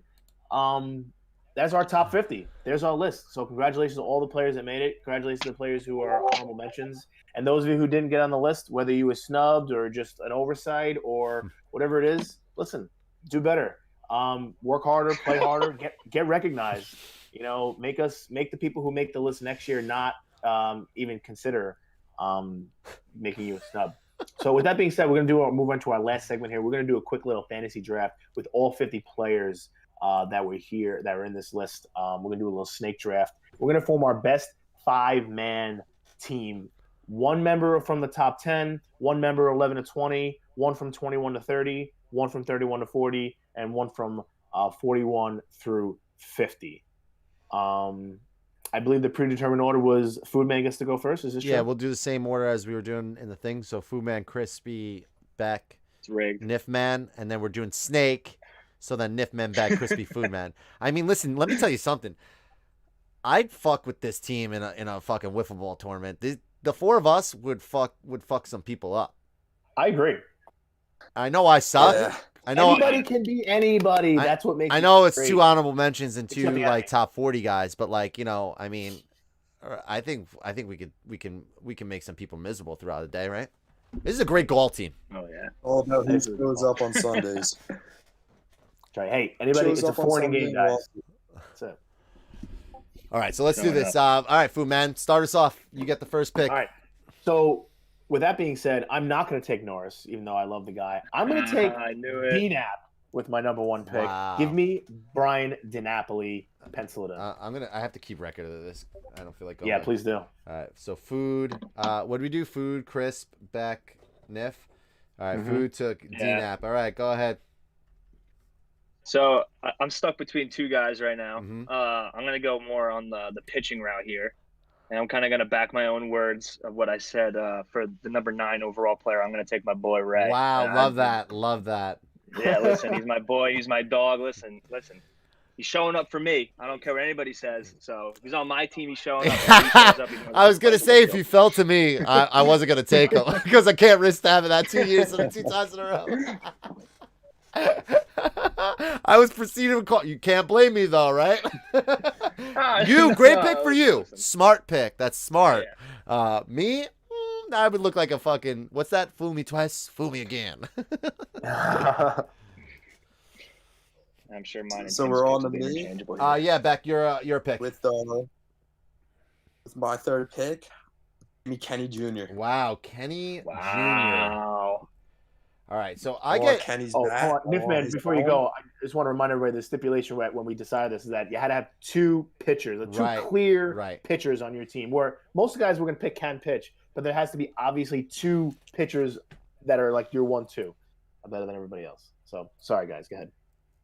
Wow, this is crazy. He's considered a pitcher, right? This is You get 2 crazy. picks now.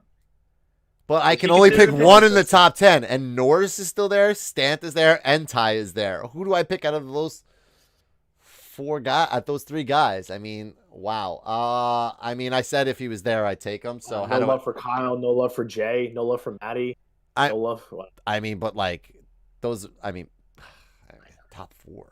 I mean, we're talking about the top 4. I'm gonna. Fuck, man. You know what? You know what you want, Neff. You know what you want. I'm just taking Norris. Fuck everybody else. Yeah, wow. Yeah, there you go. It's a I did smart tell play. Tim Smart play. I did tell Tim before this I'm not taking anybody in the top 5 because I just want to be a little different. So that was my All right, so now I get to pick between 11 and 20, and it's Haverty, Pagano, Anthony, Polly, Kenny Sr., Tui, Doc, Whitener, Packer, definitely not taking Packer, and Johnny Cecchio. I mean, wow. What do I do here? Do I go second arm, or do I go greatest hitter ever? And I think after all that talk, I'm going to do Johnny Cech. Beast. Because you know what? I came out the fucking gates on fire about Johnny Cech, and if I don't take him there, I'm just a pussy, and I don't want to do that. Sorry, P word. I said P word. I say that because of the stream. I say that because of the stream, and I know that sometimes you can get flagged for shit like that in Twitch, so sorry. Sorry, P word. Well, if that's the case, we'll never do. I will never do this again. We'll never be on Twitch. All right, Beck, you're up. You got a pick here. What do you think?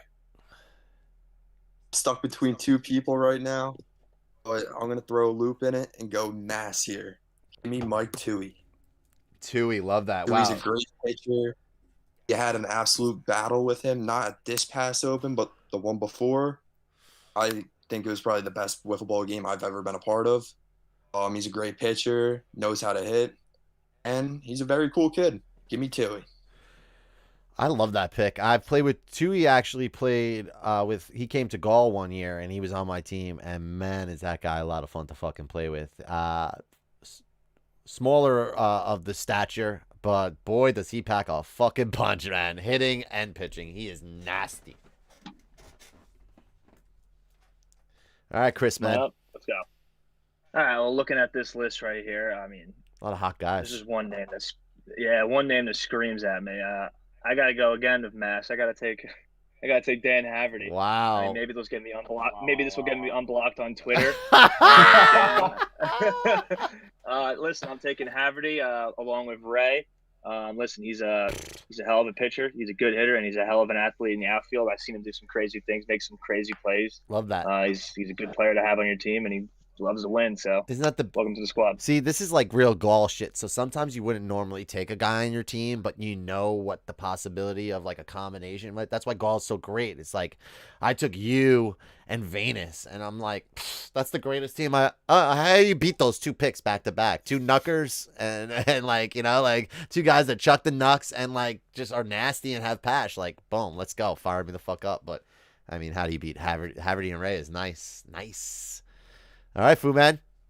All right, I got back-to-back picks here. This is good. Very good. Well, honestly, I was going to take Johnny Cech for the exact same reasons you did because I feel like I needed to just let everybody know that I almost agree. But I'm going to stay local. I'm going to pick Doc. Love with my that. second round pick here. Smart pick. Doc and I, both a couple of Players Cup champions. We both almost won a Gaul title together. Doc did win a Gaul title this year. We were both 0-2 in Gaul finals going into this year. He was able to beat us, although we had some epic battles. His pitching performance in Gaul playoffs was fucking insane. Unhittable. It was exquisite. Yeah. Even though I went 6 for 6 or whatever off of him, he was still. It was only singles. I couldn't do anything else. Yeah. He's just another one of these guys when he's on location, the knuck, gritty, and he's a great fielder on the mound too. He's like Greg Maddux out there. He makes all the plays.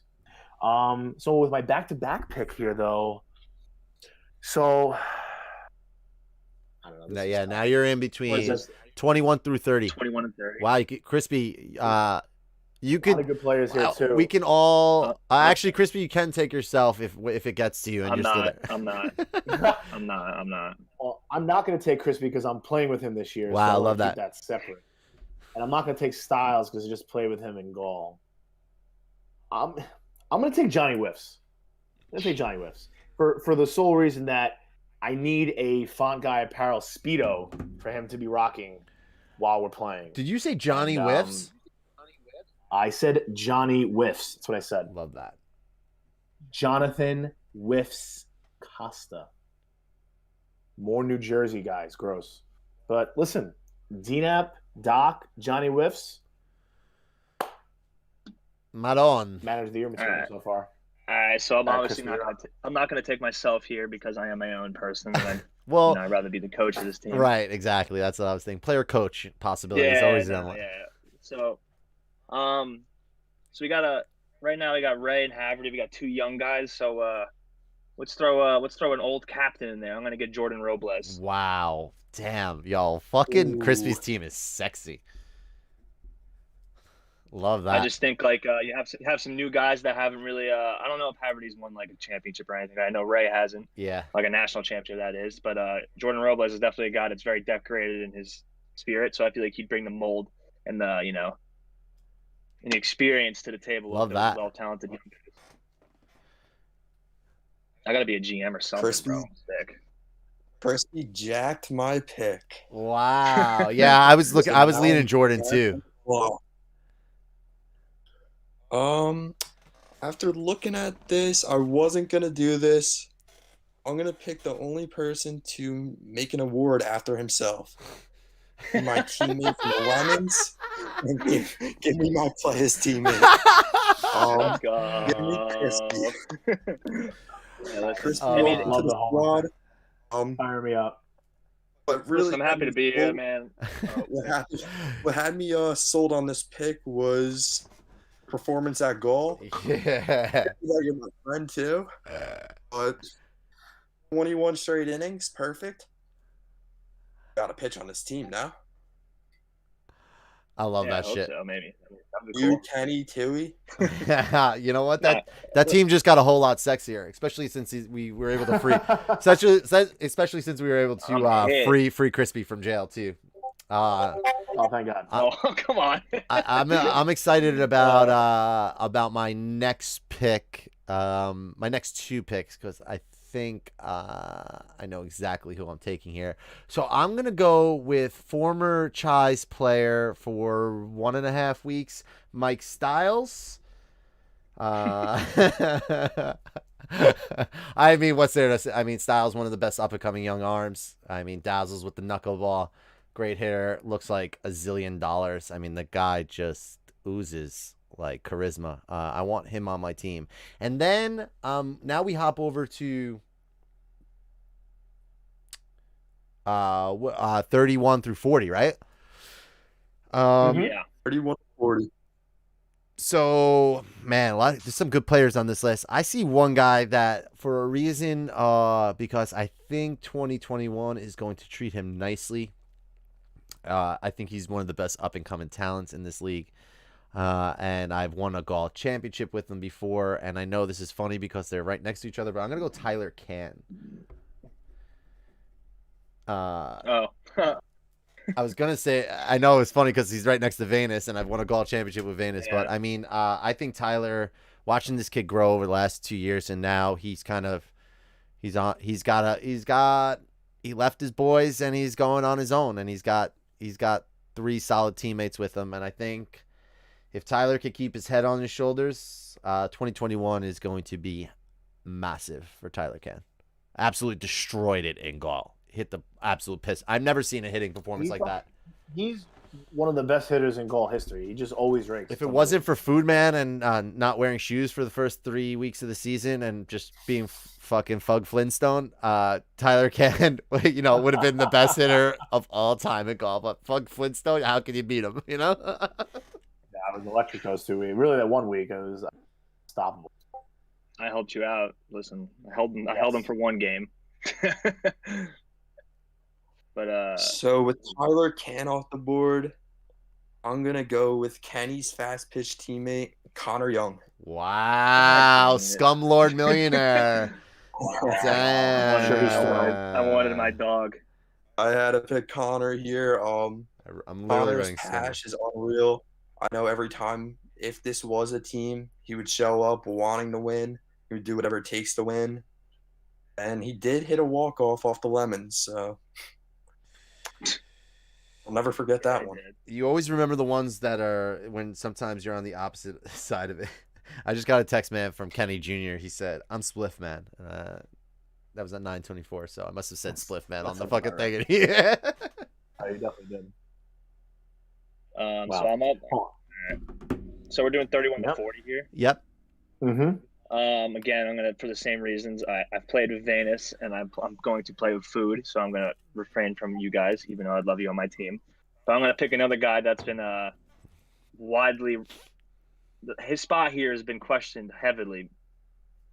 I mean, talk about a knuckleball. This guy, Dave Colicchio. Listen, his performance at the Open was is that how you say his name? Yeah, you nailed it. And he's Mhm. actually he was watching before. He was in the chat on the stream too. So feel free to say a lot of great things Yeah. about him. D-Click5, thanks. I mean, no, we faced him in the Open, like the Blue Dragons, and his knuckleball was absolutely devastating. He wasn't missing the strike zone. Listen, he'd happy to throw him in the rotation on my squad. Listen, any day of the week, a good knuckleballer, gotta appreciate it. Yeah, nailed it. And he's actually does someone have oh yeah, someone clicked on Colicchio, what was I just about to say? I don't know, fuck it. Go ahead, food man. I don't know what I was gonna say. I just had something in my brain and I just fucking did you see that? My brain That's okay. exploded. That happens. That's called That happens streamer to me, like, brain. at least twice a day. I was just gonna say, actually, I was just clicking around on Facebook trying to reshare the things, and on my Facebook today was our goal Harambe team. Oh my god, what a team, right? Anniversary. You, Hargaden, Coop. Who else I got up here? Nick Valenti, Winnie.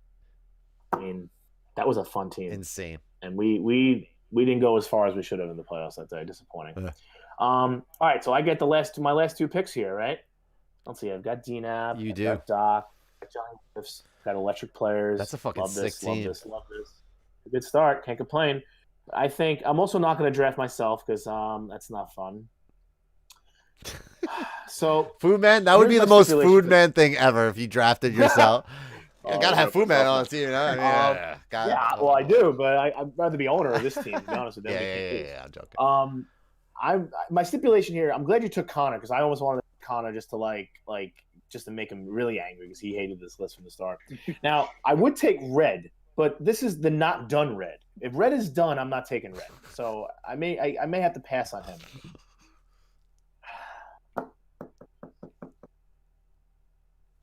I'm gonna take Venus. I was gonna say, I mean, right?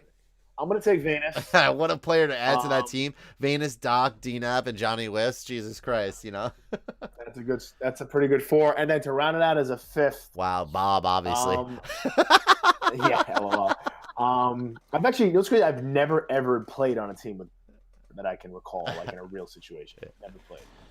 Probably going to continue to be like Never that. say never. Can't have the RDs on the same team. No, then we'll never be able to get the game started because we're always going to be setting up. So at least one of us has to be.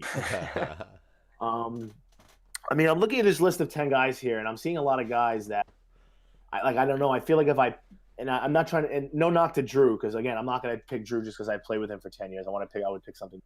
But if you put all 10 of these guys in a hat and I pick the guy out, I wouldn't be upset with who I got. Right.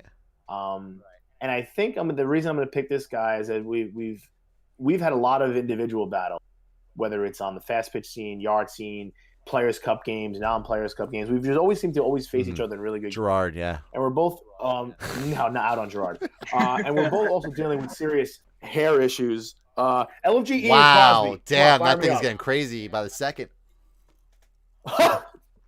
I can't talk. That's My like a receding disgusting hairline guy. is insane. Look at this Yeah. thing. It still keeps going. Look Yeah, how far no, back. I've been taking Biotin for the last year. It's been doing pretty good. I can't complain.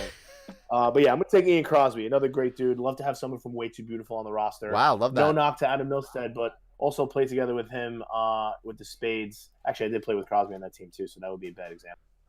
Is a reasoning, but we'll go with Crosby. We'll leave it there. LFG Cros. All right, so here I'm gonna go with a guy that he's proven to be very clutch in his days. I'm actually gonna go with Rob myself here. I'm gonna add him to my squad. Hmm. Listen, I think he'd be a great final piece. You got to have a little bit of commissioner's favoritism on your team too. So listen, I'm Doesn't gonna have Rob there. take food. Says needs a little commissioner. Waits around. Takes Bob. Well, Love no, that. because Love that. I'm gonna play with food, and Yeah. I got commissioner I just, in real you life know, and in listen, fantasy. I'm just stating what I see. what do you- You what- said Hey, I'm gonna commissioner. defend. It wasn't me. I want to defend his pick. I defended wholeheartedly because guess what? The reason why I said Bob to you jokingly is I was hoping Bob was going to fall to me because I felt like he was a great piece of my team. I want to just hop in quick. I'm going to justify this as why this is a good pick. One, if you need a guy to go 2 for 5 with 2 home runs on a team, you definitely want to pick Bob. Yeah. Also, Nifman, when we were going through all those career stats the other day, Bob was up there on a lot of the categories. Sure was. And so you may call him a compiler, if you will, but I mean, you got to be really good still to compile stats for that long. So kudos to Bob. I think this is a great steal here in the fourth round. I would also say round, to that Bob is always surrounded by good teammates, and his a lot to do with the whole thing with Chais and stuff. His team his long-term teammate Polly left him, and now he was Hammerhead's franchise was by itself, and then just like this scenario, he found himself on, I think, a perfect fit. I think Bob's going to have a great year this year on that Joker's team with Tyler. I think everybody forgets that even it's like wild. Like, think about that. Tyler, Patron, Venus, and Bob. That's a team that's going to constantly make noise, and that's a lot of veteran leadership with some really good young up and coming players. That's what you love to see in this league. That is a perfect, well-balanced team. And if they could just keep those young guys in check, Bob has a great history with. It's a bad word to say. I was gonna say grooming, but like taking the young guys under his wing and like literally showing them the way. And he did it with Desky this year with Gall, and he's proven it time and time again. I think one of the reasons why Tyler and Patron are gonna have good years because they're gonna be playing along guys like Venus and Bob especially. So nice pick, Crispy. I don't know why I just marked out for Bob, but whatever. I'm here. You might have a little crush on Bob. Bob, yeah. Little man crush. All right, Bob, whatever. He got a haircut now, though. He's not as hot. Yeah, He's all right. and he was like his smile in that picture. He's like, I just cut my hair in the spaceship seat at Lemon Tree. Lemon Tree. My mother used to go to Lemon Tree. You used to go to Lemon Tree. No, that's not true. I went to Gappy by Toys R Us. Stop. I only go to old Italians or old Russians with my hair. We have Crosby in the chat saying food plus Venus plus Crosby is a 2-ton team. Facts. Literally. All right, Beck, you're up here. Let's round this out. Crispy, that was a good pick. With my pick, I'm gonna go with a vet. Wow. I'm also doing this because I'm interested to see how this guy would be playing with Connor on the same team. And I'm gonna go with Dan Lennon. That's amazing, dude. It's a great pick. I knew exactly what I was doing. Lanolin, like sheepswool? See how him and Connor would be on the same team. But Lanigan, he's also seen the big game a lot of times, so.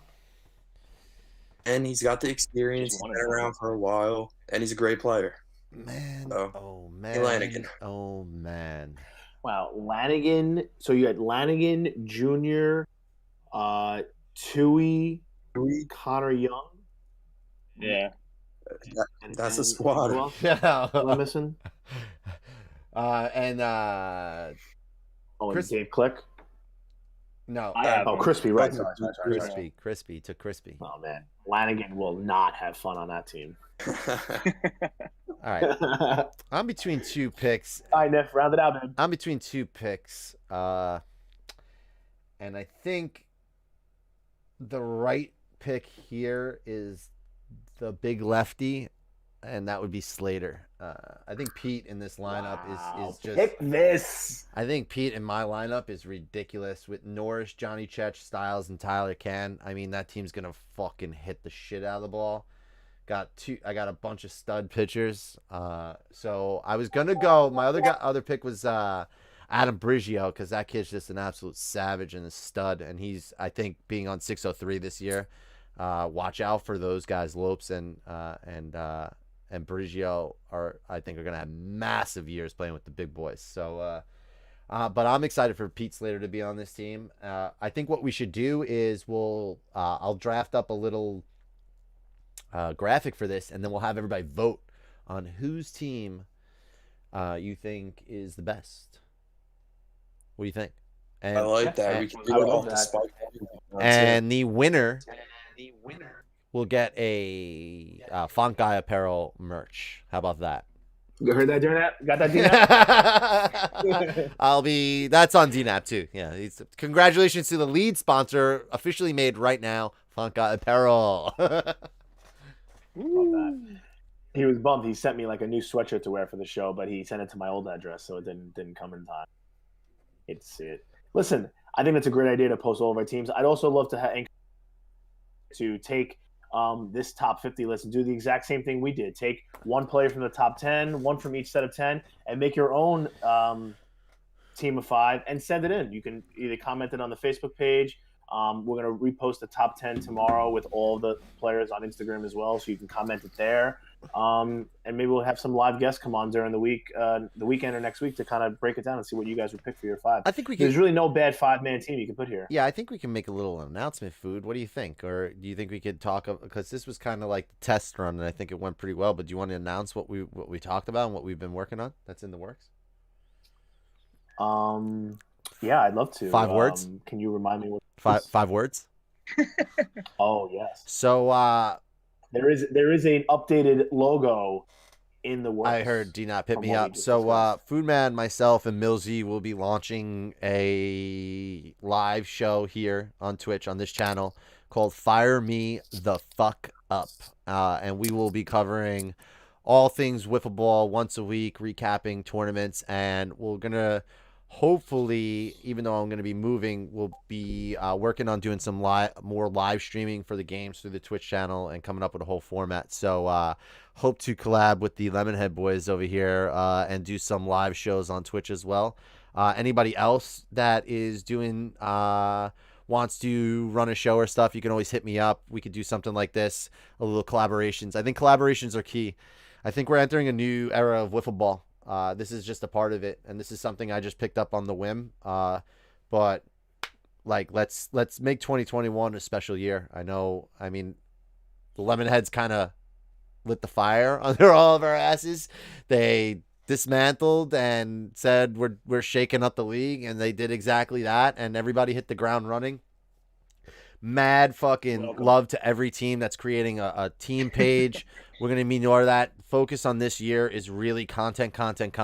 You're at a game, turn your phone on, take pictures, post on your social media, get into the Discord, go to tournaments, travel, promote other leagues. Whatever you could do to spread the game of wiffle ball is great. And 100% show up to fucking Golden Stick Yard League, because I truly believe, no offense to everybody else, it's the most competitive yard pitching style league in the country, and we are happy to show up to your tournaments. Just fucking, it's where the big boys play, so come hang out with us. Yeah, I'll toot my own horn. I agree. Golden State Yard's where it's at. I mean, we had 26 teams at a time last year. We've at our open we had almost 40 teams, and that was in a COVID year where we probably lost a lot of guys who otherwise just couldn't travel. We had a late schedule. The best thing about the pandemic for us was that it kept everyone dormant, itching for whips. Yeah, man. And then we came out and we were pretty much nonstop, honestly, from the end of June until the end of golf. Yeah. Like, so Father's Day until Veterans Day, that stretch of 5 months was just non-stop. It was honestly insanity. On the field. Yeah. Like my house kind of almost was ready to get burnt down to the ground. Like, it was just like we were just grinding and playing wiffle ball. And honestly, it literally changed flipped this league on its head, flipped wiffle ball on its head. And I think Beck dropped out. I think there's something special to be said about that. So I think we just carry this momentum. I think this year is going to be. It went from being like top 8, 10 teams that like you can be like, oh, these guys are going to be the ones that are always in the regionals. To we're still going to have 20 teams, but like 16 of them are no fucking joke. Like top to bottom, everybody's got 2 arms. Guys that can hit. I mean, you look at a team, even like Whiff City signs a Nick Leah, you know, and now they just get a new arm and a new player involved. So it's like constantly evolving, constantly growing. So yeah, man, I'm excited about it. I'm excited for the players this year. That's the biggest thing. I'm ready for the players. Fire me up. It's gonna be a lot of fun, baby. We're ready. Crispy, do you guys and Beck, do you guys want to share your information for everybody out there for the Lemonheads pod? Yeah, I mean, I'll talk first. I mean, first of all, we're going to announce our 3rd host soon. Yes, there's going to be another one. Let's and no, go. It's not a Lemonhead. It's going to be another person that we get along with. Sick. And we think we'll add some spice to the show in general. Sick. But yeah, we're going to definitely release our first episode in the early March area. We're going to start recording soon, coming up with ideas. And we're definitely going to have some good time. Good shit. And do you have social media and stuff set up if you want to share that? Yeah, we got a Twitter. I believe it's Spiked Lemons, and I don't know if we have an Instagram, but just Lemonheads on Instagram. It's like the same thing. It goes hand to hand. Sick. Oh, Jay. I'm looking forward to that as well. We're gonna have some good guests on there. We're gonna have some interesting topics to talk about. Oh yeah, We're already also got gonna some recap on Yeah, you got tournaments. Yeah, we got a lot of people that's been hitting us up actually to hop on. So we actually got a good slate of interesting people. And it's not just gonna be just wiffle ball either. We're gonna like fuck around and talk about like a lot of different stuff too. Like you get like a little bit of background history of who the wiffle ballers are. In a sense. And we're gonna talk our shit. We're gonna bring up some beef. We had some ideas, you know, like a little Jerry Springer vibe. Like people have beef, like going head to head over a little debate session. You know, we're gonna flow out ideas. Just don't tune in if you're gonna get your feelings hurt. Yeah, don't tune in. I like that. That should be your fucking tagline. Don't tune in if you fucking are gonna get your feelings hurt. Fu Man, you want to share the golden stick info real quick, just for anybody that might be tuning in? Yeah, no doubt. I just want to echo. I want to appreciate that Crispy and Beck Rubin come together because I think that's what we need even more of this year is more wiffle ball chatter, not always just about wiffle ball in general. Let's talk about what we do on during the week. Let's talk about what we do during the off season. I think people want to hear that. You know, a lot of our wiffle ball players have pretty interesting lives, and you know, we always joke about you come down to the league, you got guys who are lawyers, you got guys who are doctors, you got guys who are teachers, you got guys who are elevator mechanics, you got guys who are stockbrokers. You know, it encompasses everything that America has to offer when it comes to personality traits, and things are great. You said unemployed, college students, yeah. Crackheads, scumlords. Crackhead, definitely crackheads. So yeah, shout out to Golden Stick on Facebook, or Golden Stick Whiffs, Twitter and Instagram. We're going to be trying to work with more. Try to get a Twitch page going. Definitely shout out to Milstead and for creating the Whiff Scored. Get on Discord. It's a great way to communicate. For those of the old school Whifflers, remember we used to have the big message board back in the day. That's like what Discord is. Discord is that new wave message board feature, and it's if you need information about wiffle ball, anything about wiffle ball, you can go on the Whiff Scored. Sick. So thanks to Adam for picking that up and setting that up for us, and that's gonna be a great spot for a lot. In fact, that's what we're using to be on camera right now for this show. We're using Discord, so get involved. And thanks, Connor, ruining the league. Appreciate it. No problem. Thanks, Connor. Hate to see it, but thanks for everybody for watching. Crispy, Beck, Nifman. You guys have been a lot of fun. Nif, again, thanks for helping us produce the show tonight. Fuck yeah, man. Thank you, Nif. Yeah. Just this has been great. We're looking forward to this all week. Hell yeah. I know we said an hour and a half. We've been talking Whist for 2 hours now. Perfect. Right on the nose, too. Yeah. Ain't no better way to that. Everybody leave me alone. Everybody leave me alone until the season starts now. I'm joking. Thank you, everybody, for tuning in. Greatly appreciate it. I know it's a little different than what we usually do, but this is I'm going to be doing a lot of more variety shit on the channel. So at Tiptoe with Tulo on Twitter and Instagram, and I think TikTok. I'm sometimes on there. But yeah, if you like this, follow the page. Follow the channel. You can just follow right below, right on the screen. If you have Amazon Prime, you can subscribe to the channel if you want to subscribe to. And yeah, I appreciate it, man. It's going to be a fun 2021 season. I might not be around as much, but you can count on me being a part of this league just as much as everybody else. So I'm excited for it. I'm happy for you guys, and I expect the players to send me some 10% of all earnings going into the season. What? Maybe. I love that. 10% of exit games. It's like what, $11. Love that. You're gonna move to Texas. I expect to hear that an Austin City wiffle ball team will be. We got some things in the works already. There's some chatter happening already. Maybe the Chies isn't that. And on that note, peace. Later, food. Later, back. Later, crispy. Good night, everybody. Later. Fellas.